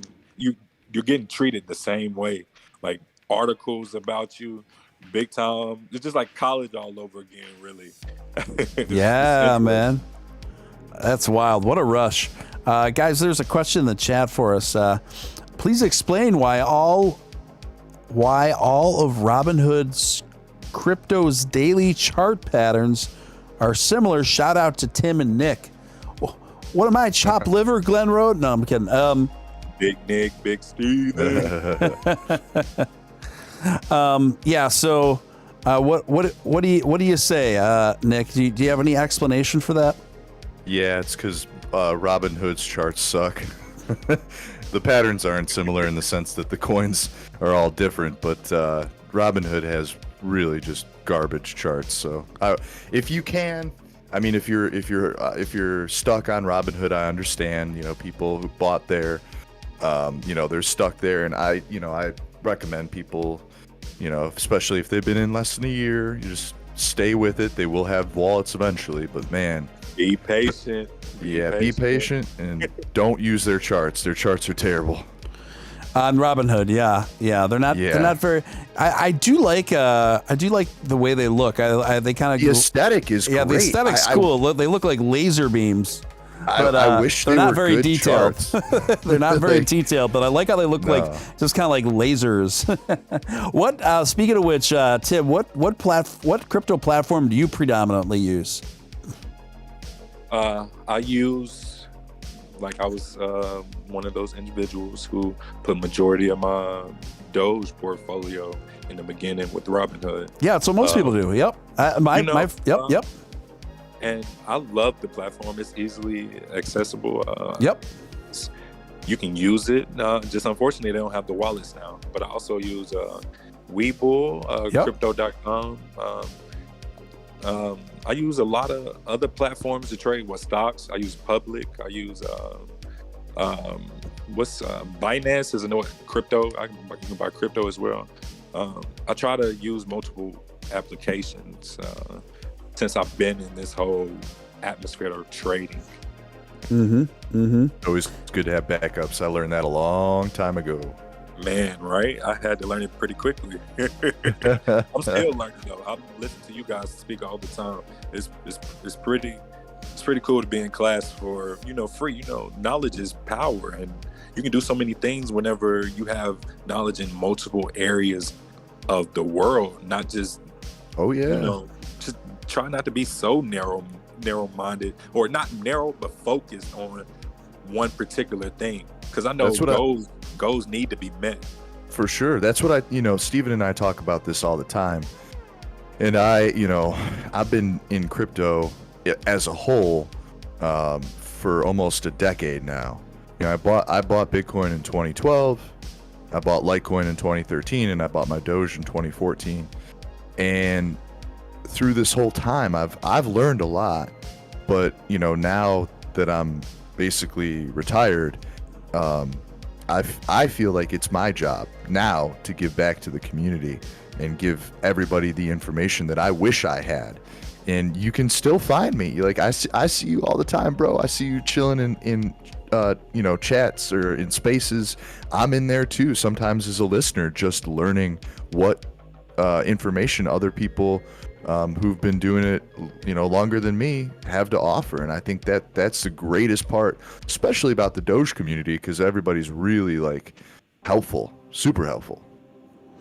Yeah, definitely. I've noticed that characteristically of the Doge community, where everyone's just vibes, right? Everyone's just super helpful, working towards similar goals. And I also like how the Doge community just is so distinctively different from all the other crypto communities in terms of its hype and its momentum. I love that just every day we're cracking each other up, we're enthusiastic, and we just keep plowing forward and just keeping each other entertained. And sometimes that really comes in handy when you're at a period right now, guys, where we're just going to be trading sideways for a while.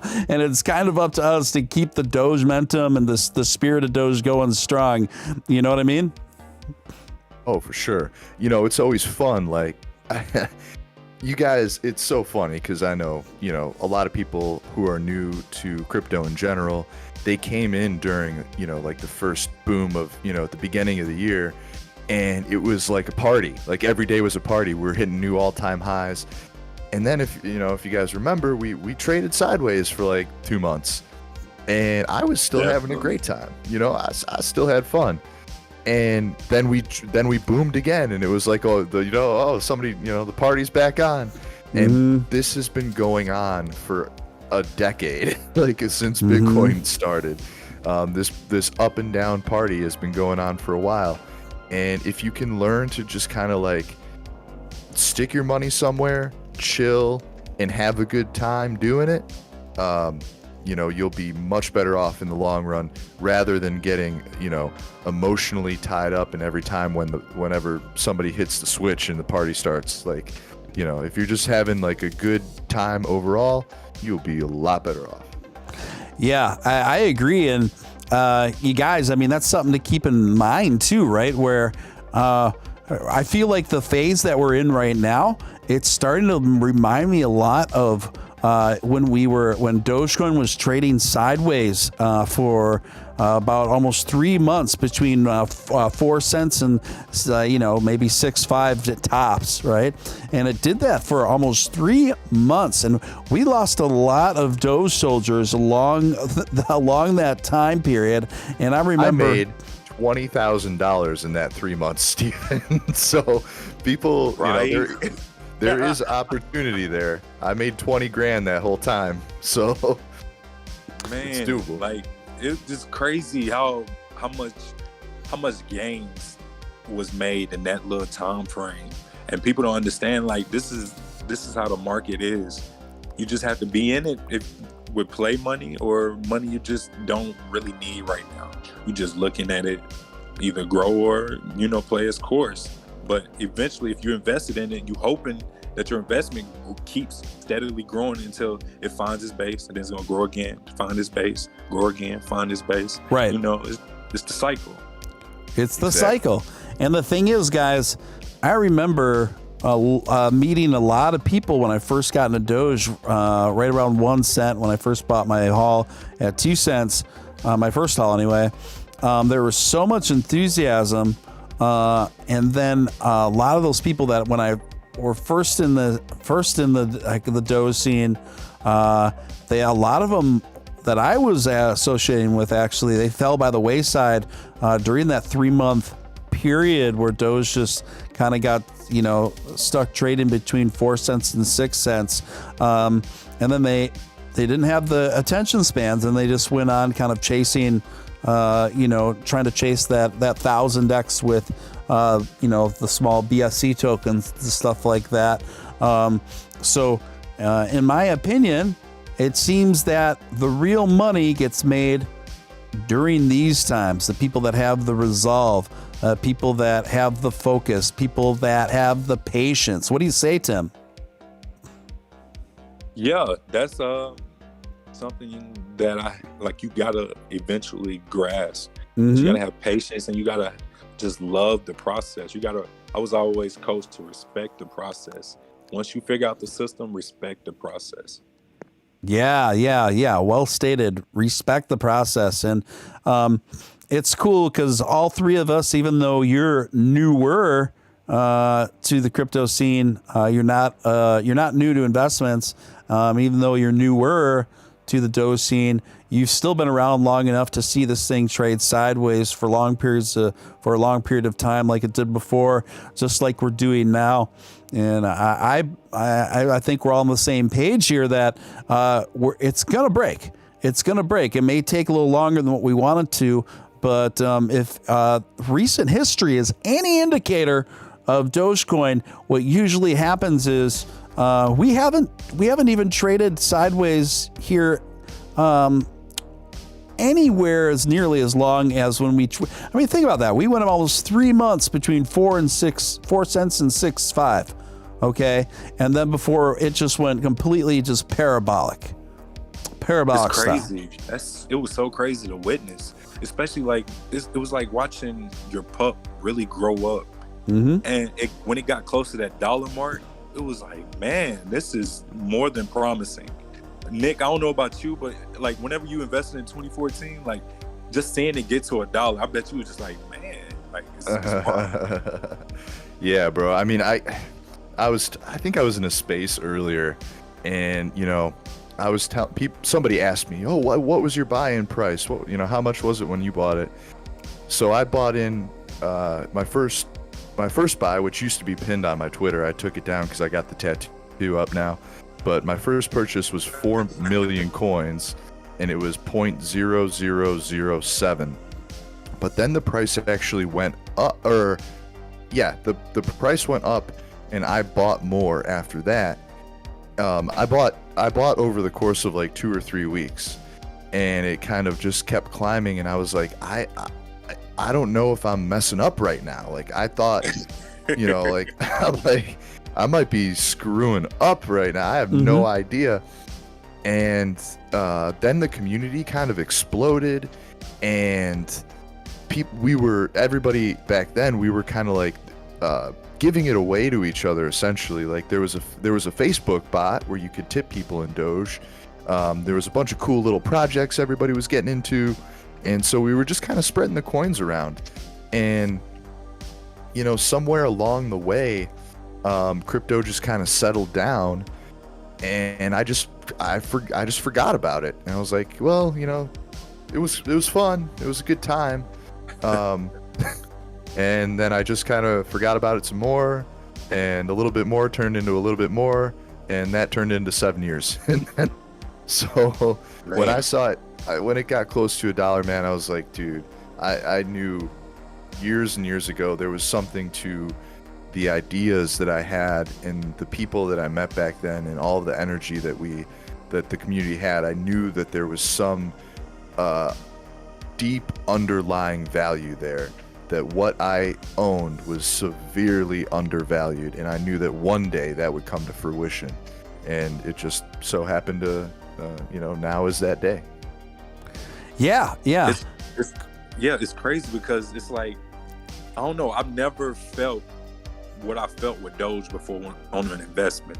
You know, there's so many options on there that you can put your money into, especially on Robinhood, for the new investors who really just want to play with the market. When it came to stocks and cryptocurrency, it was a lot of options that you can put your money on, and there's a good proportion of my portfolio that's now in Doge, and it's amazing to see it grow from the 4 cents to what, 75 cents. It was crazy. So let's move this to David G. David G opened up a live space today, and he themed the room as his retirement from crypto, his retirement from live streaming and everything else. And he carried on, and he made a pretty epic spectacle of it. And then after kind of sulking and saying he was done and that he was just going to secede the space to, I don't know, maybe me. He mentioned a couple other names, and then he also said that he felt that SafeMoon was going to overtake Bitcoin and all this other stuff. And then, as many of us suspected, he was trolling, and he's like, "Hell no, I'm not going anywhere." Well, during that, I posted something that went over quite well on Twitter. It's I got a couple hundred likes, whatever.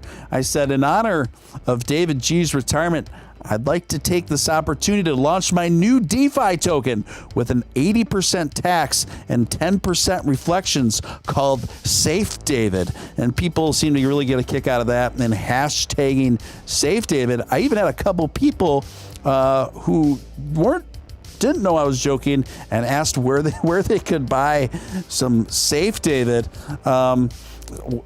which disturbed me, considering I was obviously kidding, particularly when you're talking about an 80% taxation rate with 10% reflection returns.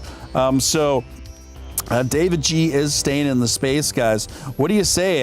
Should I maybe consider making Safe David a real thing? Maybe a real joke coin called Safe David. If you did the 80% tax on it, I think that would be absolutely hilarious, and a very good troll on the BSC community. And who knows? You put it out there, you could get like $1 billion market cap. You never know.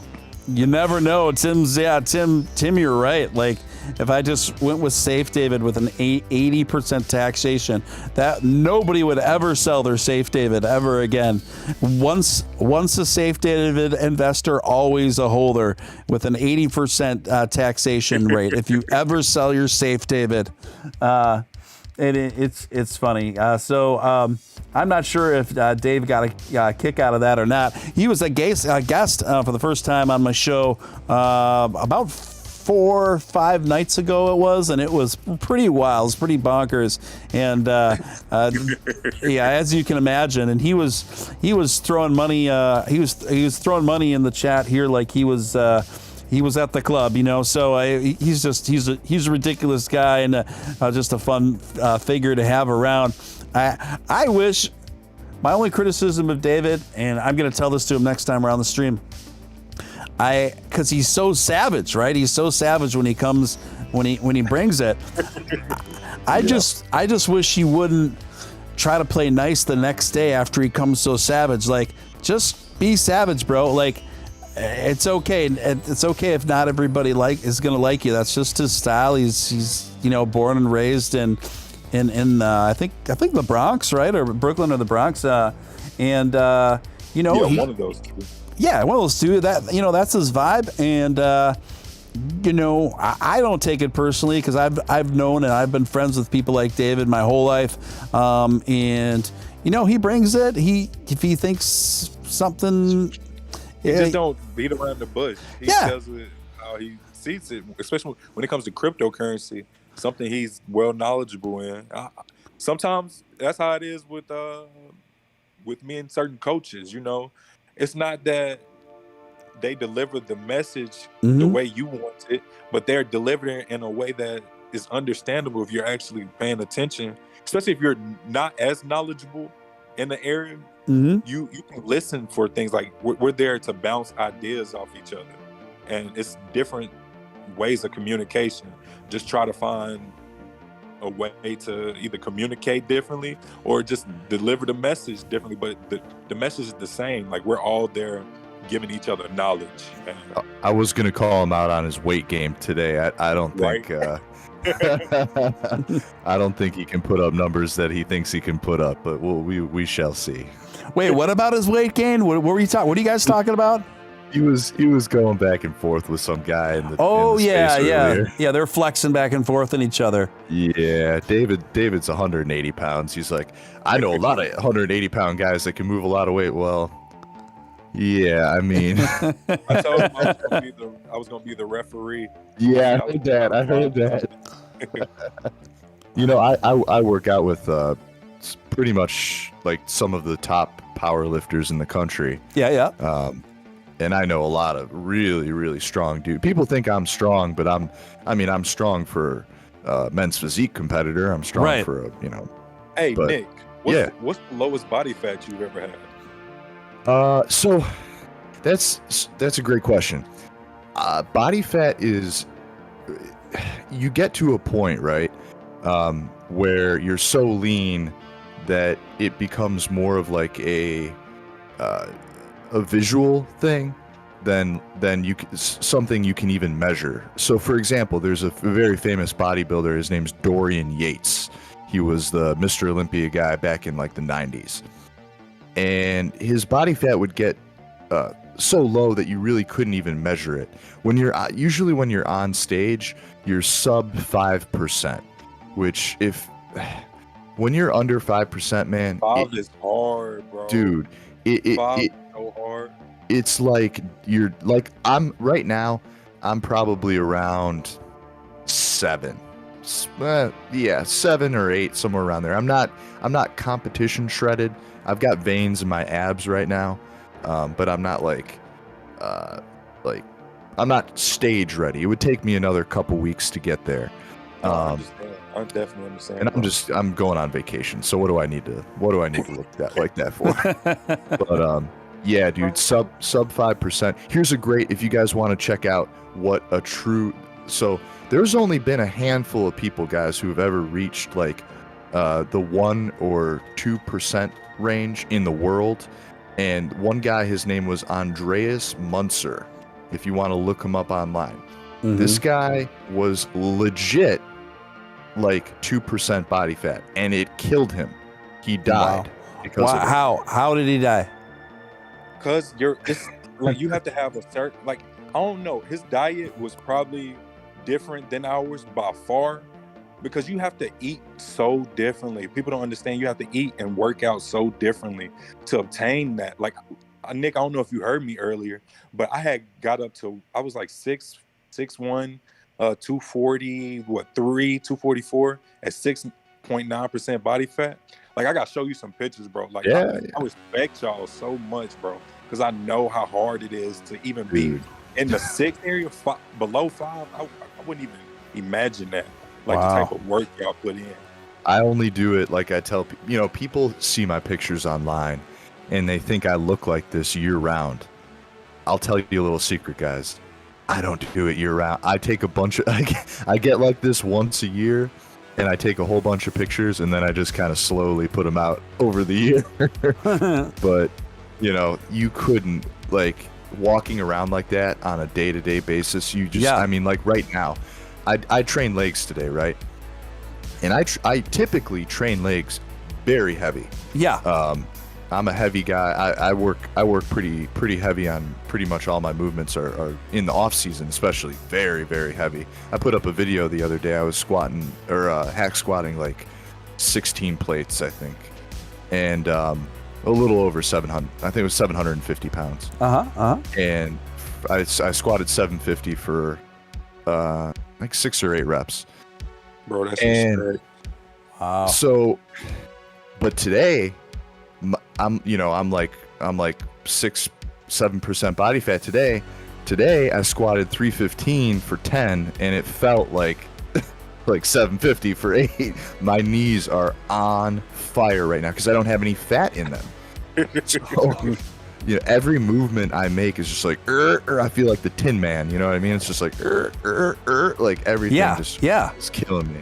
So Nick, where's your body fat like at its most? Where is it right now? It's probably about 6 or 7%. Oh my gosh. And I'm shredded. I'm just not like stage shredded. You're shredded, not stage shredded. Mm-hmm. Okay. And when you're stage shredded, where's that to be clear? Go ahead. I didn't mean to overlap you, Tim. What did you say? No, my bad. I think anything under 10 is like pretty much like good, to be honest with you. So like if you're half of that, that's even great. And like he's like around 6 and 7. That's great. Wow. For just somebody who's not even competing right now. I can only imagine whenever Nick's competing. It does. I'll tell people this. It does get. It's a lot. The more you do it, the easier it gets. I've been doing this now for going on 7 years competitively, and it is every time I do it, my body snaps into shape a little bit faster, and I come back a little bit leaner. But that being said, I'm a harder gainer. So in my off season, man, I gotta eat like crazy. I don't get fat, but I do get like puffy, and it's tough because to be a bodybuilder, you have to be able to do both. You have to be able to get super lean, and then you also have to be able to put on a lot of muscle. Bulking is hard for me. That's the hard part for me. I can get shredded, no problem. So do you count your carbs often, or how many times do you do the calorie count? Like, I'm a macro guy. I've been a macro guy since the start. So I do proteins, fats, and carbs, and that's how my coach. I don't work with a coach now, but I actually have a service, like a chef that makes all my meals for me, and he delivers them every week. And they're pre-weighed, pre-calculated, everything. I've cooked all my own food for years and years and years. I'm done with that. Weight-wise, though, so say you're training right now. Weight-wise, how much do you think you consume food-wise on a daily basis? Like at this very moment? No, how much food on a daily basis, including with your workouts, do you think you consume, like weight-wise? Like weight? It's 8 ounces per meal of protein. So either 8 ounces of chicken, 8 ounces of beef, 8 ounces of fish. And then, like right now, I'm depleting for not this next week, but the week. So I started my depletion today, so I cut carbs to like nothing basically, and I'll do that for the next like 5 days, and then I'll start loading carbs in on probably. Well, I'll see how I look, but usually, if I'm gonna shoot on Monday, I'll start loading on Friday or Saturday. But yeah, weight-wise, it's 8 ounces of protein, and until today, it was a half a cup of carbs, like rice, or sometimes some of my meals are flour tortillas or pasta as well. It's hard to stay away from the carbs. Yeah, that's the hardest part, man. I was telling Steven on it. When I first started bodybuilding, I actually I did all keto, and so I had no carbs, and I was fine in the beginning. But the more muscle you put on, and also depending on your genetics, the more carbs you're gonna need. So I actually need carbs now. So I keep carbs in my diet now. Usually like 250 to 500 grams depending on the day, but that's just in contest prep. Well, this one's for you, Nick. Joe Thomas coming in, $4.99 super chat. Thank you, Joe. Appreciate that.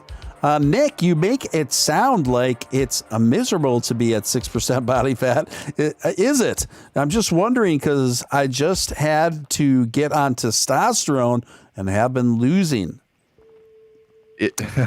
I knew this was going to come up. It is, first off, it is miserable to be like this, and this is why I only do it. I only compete usually once or twice a year, and if I do compete twice a year, it's back-to-back shows. So I'll do the national qualifier in Fort Lauderdale, and then I'll do nationals in Miami like a month later. So it's not too hard to hold. And as far as testosterone goes, I knew this was going to come up. Tim, I was listening to you earlier. I have so much respect for guys like Tim, because Tim is one of these guys who, like, I don't know if you were listening, Steven, he's smelled a protein shake like one time in his life and was like, I don't need that in my life. Right. I, on the other hand, my body is a science project. Like, I literally take everything, and part of it is the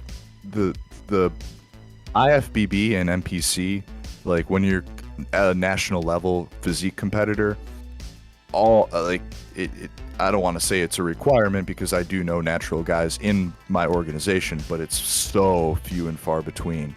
And there are natural organizations. My girlfriend actually competed in a natural organization for a long time. But my whole thing, like, I didn't start off natural, and that's actually kind of how I got introduced to the sport. I didn't know what steroids were when I first started bodybuilding, but I had a surgery that basically crashed my hormone levels. And similar situation. I went to the doctor. I was like, man, I do not feel right. Like, I can't sleep, but I'm like tired all the time. I feel like crap. Like, what is going on? I didn't even know I had no idea what testosterone or any of that was. And they did blood work on me, and my testosterone was just completely crashed. And so I got put on this was like I got put on testosterone from the doctor. And I was like, you know what? I should get to the gym and I should start working out. And I did, and I absolutely blew up. Like, I went from, I was like 160 or 170 to like 215 or 220 in like 3 months. Like, I exploded. And so some people's genetics respond really well to hormones. Other people's don't. Some people can have side effects, a lot of side effects, and it can like destroy them.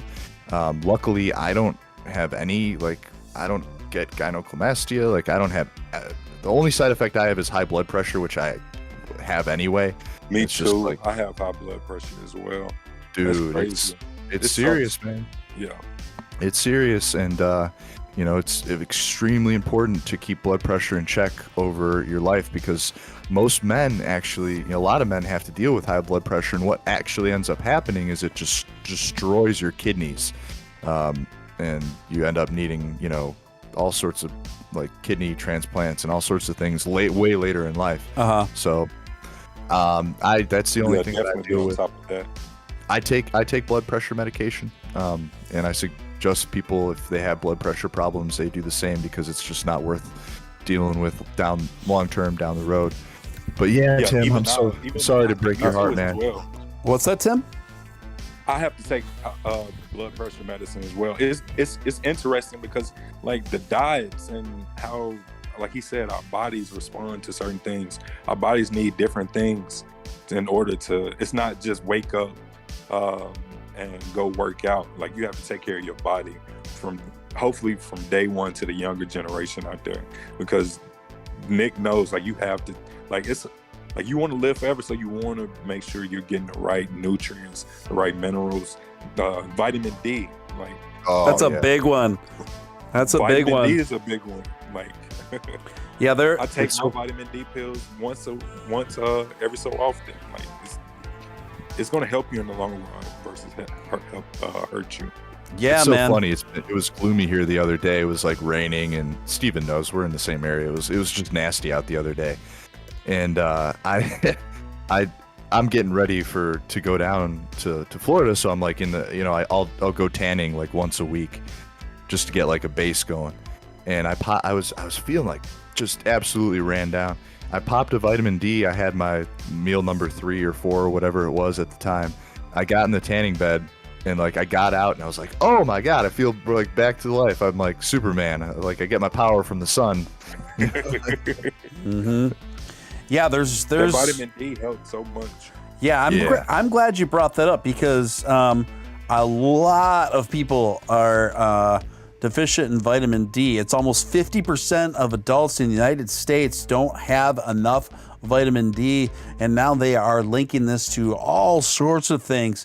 And the research on this is just really eye-opening and really fascinating how many different things vitamin D, a vitamin D deficiency over a period of time can just cascade into other issues, and the variety of deficiency symptoms are just all over the place. And it's starting to look like that vitamin D could be at the source of a lot of people's issues. It's anywhere from a weakened immune system, which causes people to get sick a lot, to just general overall fatigue and bone pain, muscle weakness, depression, bone loss, anxiety, even infertility, and on and on and on. It's just absolutely wild. So, and that also leads to another point, you guys, where what's the number one source of vitamin D aside from what we get out of foods? It's the sunshine. It's the sun. It's just being outdoors, getting exposed to natural light. I think more and more, and it's I'm kind of preaching to us too, right? Because we get it's easy to get so insular on these charts and being indoors all the time. That's not good. That's not good. It's really not, and it's crazy because it's becoming more and more of a thing. Technology is helping and hurting us at the same time, because there's a lot of distractions in the home that is technology driven, or just distractions inside the house nowadays, or just being inside work wise. Like, we're in buildings, we're inside working out majority of the time. Like, we need the sun, and it's crazy. You know how the world and your body works. Just make sure you're always on top of things. Yeah. I see a lot of people, especially on Twitter. We get in these chats or these spaces, or sometimes, somebody will, say something off on Twitter, and it's like, I can tell when somebody hasn't been to the gym and like hasn't been outside, and like, I can tell, like, they need to go work their body out. And I know I get the same way. If I don't go to the gym and like exercise and like seriously like push weights around, like I just, it builds up inside me, and like I need to do that. Like, I have to do that. If I'm not moving weight, it wreaks havoc on my mind. That's why I respect your profession, because like, people don't understand the amount of time and effort you spend working on your craft, working on your body. It's a lot of time invested into it. How many times have you called me, Steven, and I'm at the gym? Yeah, most of the time. It's true. Yeah, most of the time. Joe Thomas coming in, $5. Thank you, Jake. Thank you again, Joe. Appreciate it. Nick, my testosterone is low and gotta do injections twice a week, but it's helped me so much. And my doctor told me to take 10,000 mgs of vitamin D a day. So here's the doc is just like, the doc, that's giving you a pretty hefty dose of daily D, right? Which does, I imagine, correspond with your testosterone levels and everything else going on there, Joe. Thank you again for your super chats and for sharing. And at this time, I want to just give a shout outs to a few people, a few regulars that I've seen come in the chat. Well, all us three guys have been talking. GameStar, what is up? Peachtree, welcome. Chill, Auricular Theater, what's up? Slay Blaze, good to see you. Anthony Grant, of course, has been here since the start. Tracy McDonald came in, and Bang Stun came in. You're all still here. What I miss, sir? Bang Stun, I'm afraid you're just going to have to, once the show ends, just start from the beginning, my friend. It'll all be there. I promise. But good to see you, Bang Stun. You know what I was thinking as we were talking about that, and as I was listening to Tim, what might be, and I don't know enough about this because it's just not my space, but I already know there are some developments in this area, but I think we could see there could be real potential to the emerging technological advancements, of incorporating vitamin D indoors, some sort of and I don't mean just the sun lamps that we see, right? Which are helpful, which have been known. People purchase these sun lamps in the wintertime, and they just put them on their face for sessions, and it helps, cheer them up and up the vitamin D levels. But I'm talking about like a simulation where, like a beach simulation for the indoors, where you're getting radiated with vitamin D level changing light. I don't know what would all be involved in that, but I'm just spitballing a concept out there. What was that movie that seems like right up Blade Runner, but the new one? There's that scene in there with the girl who can like edit the world. She makes like 3D worlds. That seems right up your alley, Steven. That seems like exactly what you're talking about. Bro, the thing is, I love movies like that. The only movie I really don't like that was really confusing was Inception. God. That's a mind-boggling movie. Yeah, have you seen the new one he came out with? I couldn't watch it. What was it called? What was that? I was watching it the other day. You think Inception is crazy? The one he just did. Oh man, what is it called? It's on the tip of your tongue, huh? Dude, I was watching it yesterday. Who is Christopher Nolan? Oh God. Tenet just came out. On what platform? Netflix? HBO. I think it's on HBO now. But man, dude, it is like I can't. It's too much. Like I can't. It's like Inception on steroids. I'm gonna try to watch it, but if I believe you, if it's something similar to Inception. Inception was already a little too much for me, so I don't think I have an interest in watching something that's even more confusing than Inception. Inception, I liked it, but that's about where I max out, man. You know what type of movies I like? I like Da Vinci Code, National Treasure. Yeah, I was a big National Treasure guy. Like, I wish they made even more of those. Yeah. It's crazy. I like those type of movies. So you kind of like almost kind of like a mystery solving adventure kind of stuff. Yeah, like crime shows. I wanted to be a police officer growing up. If I wasn't playing football, I would have been a police officer. A lot of my friends growing up knew that about me. And oh, cool. And one of my favorite bodybuilders was a cop. You said what now? One of my favorite bodybuilders was a police officer, Ronnie Coleman. Okay, shout out to Ronnie. Big Ron. Nice. Yeah, like I'm in the whole mystery. I also like vampire movies as well. Oh, me too, man. And werewolves. Oh yeah, I love that stuff too. There's just not enough werewolf films, but I love the idea of werewolf films and the ones I've seen. But there's not enough. I wish, because there's plenty of vampire kind of films, which I love, and I love anything vampire. But they need to bring the werewolf gang up with the vampire, the vampire movies. What do you think, Tim? Facts. Have you ever seen Underworld? Yeah, I was just about to bring that up. My ex-girlfriend, I love it too, but she got me into it. Underworld is great. Bro, 6 series, bro. Like that's a 6 series of movies, bro. And what's her name? She's like she's really into like young dudes too. What's that girl's Kate? You talking about the lead actress? Yeah. Yeah, she was a great actor in that movie too. She's really well known for like hooking up with like super young guys. Yeah. Kate Beckinsale. Yeah. Like how young? How young? Yeah, Kate Beckinsale's and she's just a genetically flawless woman. She's just absolutely gorgeous. But I don't know a lot about her. But so she usually has pretty young boyfriends, Nick. Yeah, and she's my girlfriend's age. Go figure. Oh, no kidding.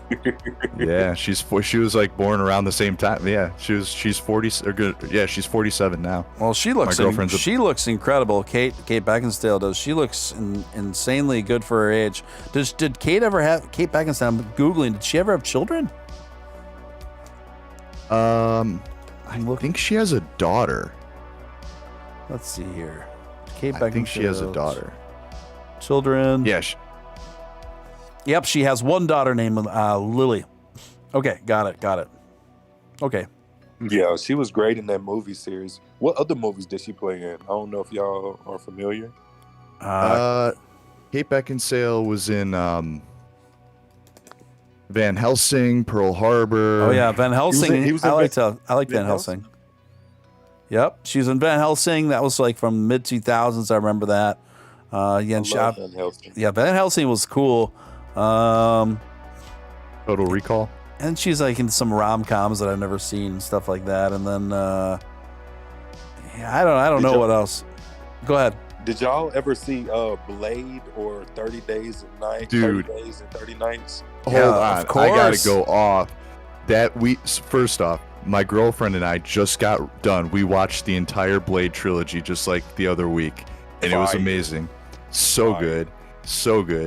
And 30 Days of Night is up there as one of my favorite vampire movies. I love that. Like, that was, oh my God, so good. Steven, have you seen 30 Days and 30 Nights or 30 Nights? I don't remember. 30 Days of Night. 30 Days of Night. Have you seen that, Steven? I have not seen 30 Days of Night. No. Oh, dude. Yeah, Nick knows. Like, I'm a huge vampire fan. Like, I've even seen the Twilight movies. Go figure. Oh, shit. I'm not even that big of a. I mean, I'm a big vampire fan, but you're next level, man. If you could watch those Twilight movies and enjoy them. 30 Days of Night. I can't believe I haven't seen it. Yeah. Like, they killed a lot in that movie. Dude. Like, it's graphic. It's pretty brutal, huh? These are not your normal vampires. These are like, if I was a vampire, that's the kind of vampire I would like. First off, they don't speak English. They are like, oh my God, it's an amazing story. First off, like, the concept of it is really cool. It takes place in Alaska, where the sun goes down for a month, and these vampires just mess this town up, and they like, it's crazy. It's such a good movie. Oh my God. Tim, you're awesome. It's the top 5 for real. I feel left out. Sure. This is I'm gonna rent it on Amazon Prime like immediately. So from Josh Hartnett classic. These aren't your daddy's vampires. It's Joe Taba's coming in at $5 super chat. Thank you again, Joe. He says, love you guys, balls of steel, and Tim is so awesome for being on here too. Kate is so hot. He says, toast to the moon. Yeah, Kate she's extremely lovely.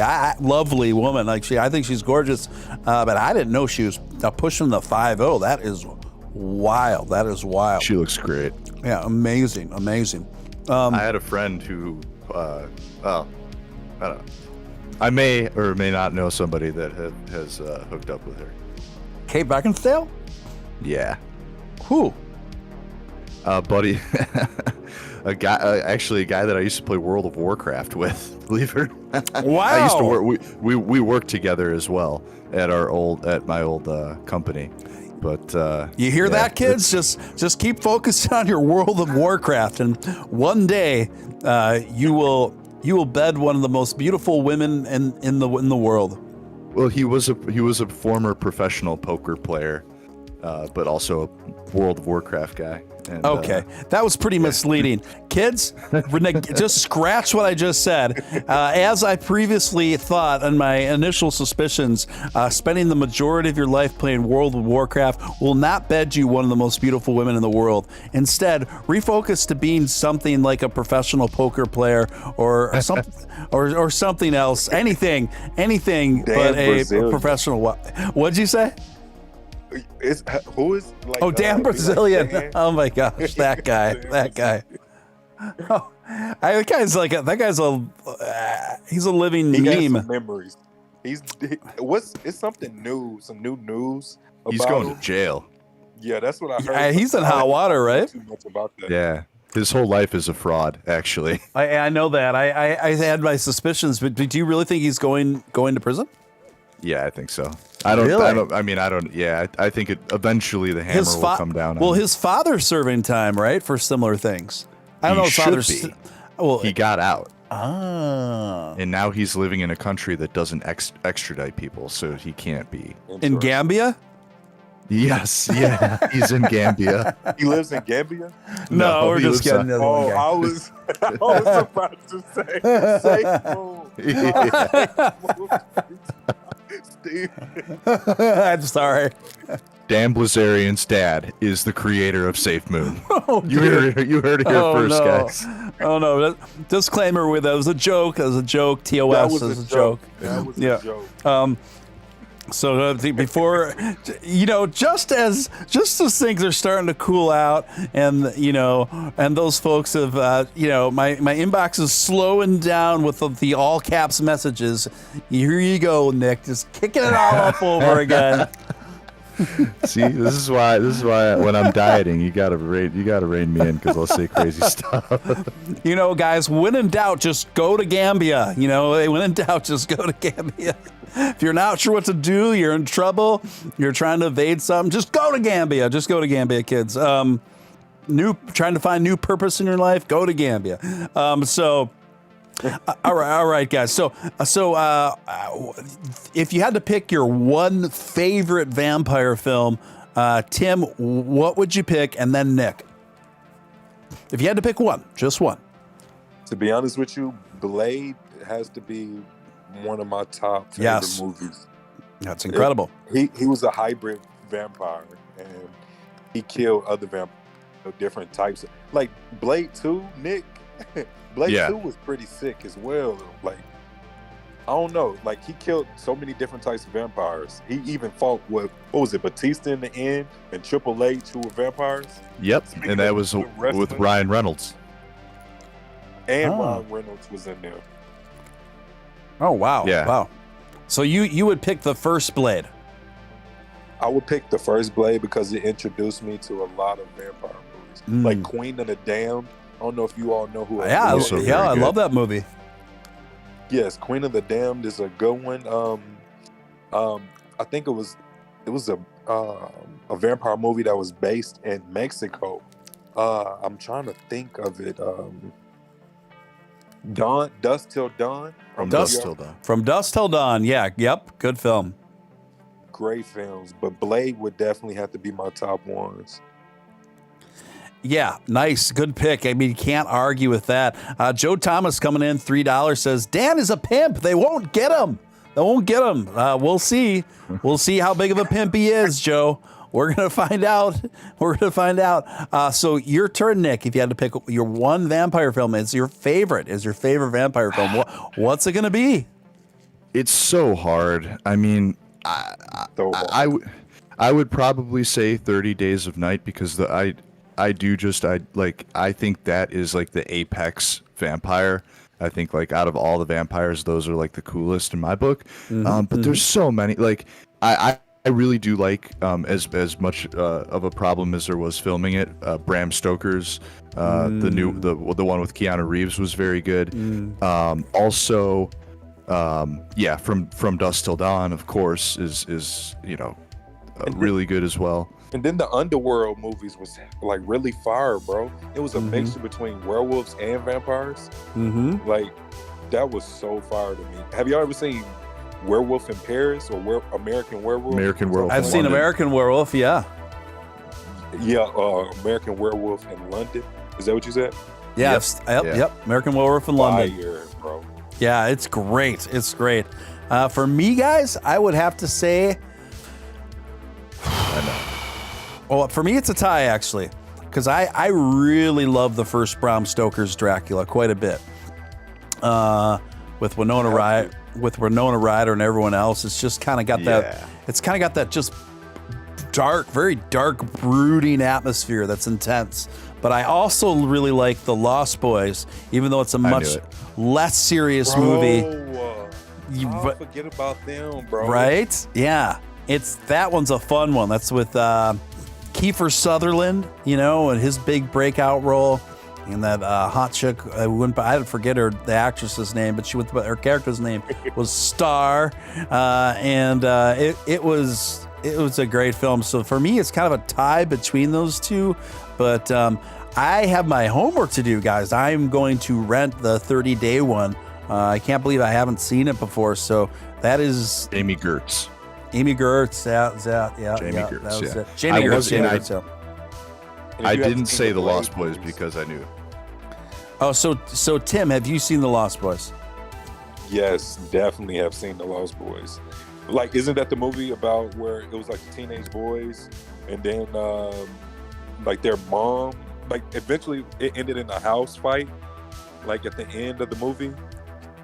Hold on, let me see if this is the same movie. I'm about Mr. Pikes.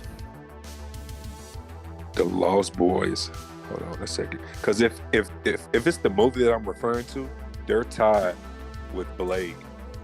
Okay. Definitely this movie. Yes. So so you would put the Lost Boys in a tie with the first Blade. Yes, because to be honest with you, I think I've seen this movie before I seen Blade. Yeah. It's pretty hard to compete with the first major scene in Blade, though, where with the isn't that with like all the blood coming out of the the rave, the blood rave. Yeah, the blood rave. Yeah, blood rave. Yeah. The song was actually called Blood Rave. Yes. It's playing do do do do do do do do do do do do. Yeah. Bro, that scene was so sick. Like, the first Blade was pretty good, and I feel like the best Blade was the second one, but I gotta respect the first one. It falls apart. The third Blade, it really does. It falls apart in the third one, but the first two are spot on. Yeah, the third one's good, but the first two are definitely the best of the series. Yeah.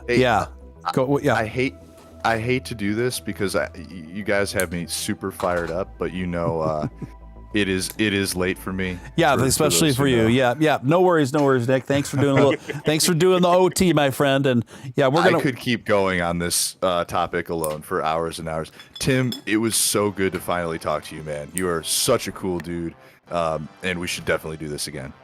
Big time. Appreciate you, Nick and Steven. I enjoyed myself, and we definitely should do this again. Yeah, For totally. Sure. So why don't I just wrap things up here? Again, this was just fantastic, Tim, and I feel like we just started we got through all the basics with you, and now next time you come in, we can really just hit the ground running and talk about even more just exciting stuff and also the markets and whatever as well. So absolutely would love to have you back. And also, we are pumped. Doge is pumping right now as well. We are on a nice run. We came back from about 27.5 cents and over 30 cents now. So let's see where the rest of the night takes us here. But we got some nice green candles that have been hitting in a row there. So let's see where it takes us, guys. Thank you for tuning in all night. This was a great time. If you haven't subscribed, of course, please hit that subscribe button. And I have lots of great new guests coming through on Tuesday. We're having another one of the main Papa Dojo, another one of the main Dogecoin developers coming on hailing from Canada. And so he's going to be the next featured guest on Tuesday night. So you definitely don't want to miss that. And who knows, I might open up a Doge After Dark after hours live room on Twitter if I'm feeling restless. So just watch out for that. Those of you following on Twitter, and make sure you give our guests a follow on Twitter as well. Tim, where can folks find you? Yes, on Twitter, it is Dream Big, Be Big 20. Okay. That is my Twitter, Dream Big, Be Big 20. And on Instagram, Confidence_Kills41. So I'm popping Tim's Twitter link in the chat right now. If you want to give him a follow, I'm putting that in the chat right now. And You guys know where to find Nick Balls and me. You guys already know. Everyone here in here, I think, already follows us. But yeah, give Tim's Twitter a follow up there. Tim, this was awesome. Nick, thanks for staying up late. This was great. And everyone, we'll see you real soon. This is Steven. Thank you. Good night, you fellas. bet. Take care. This is Steven Steele signing out.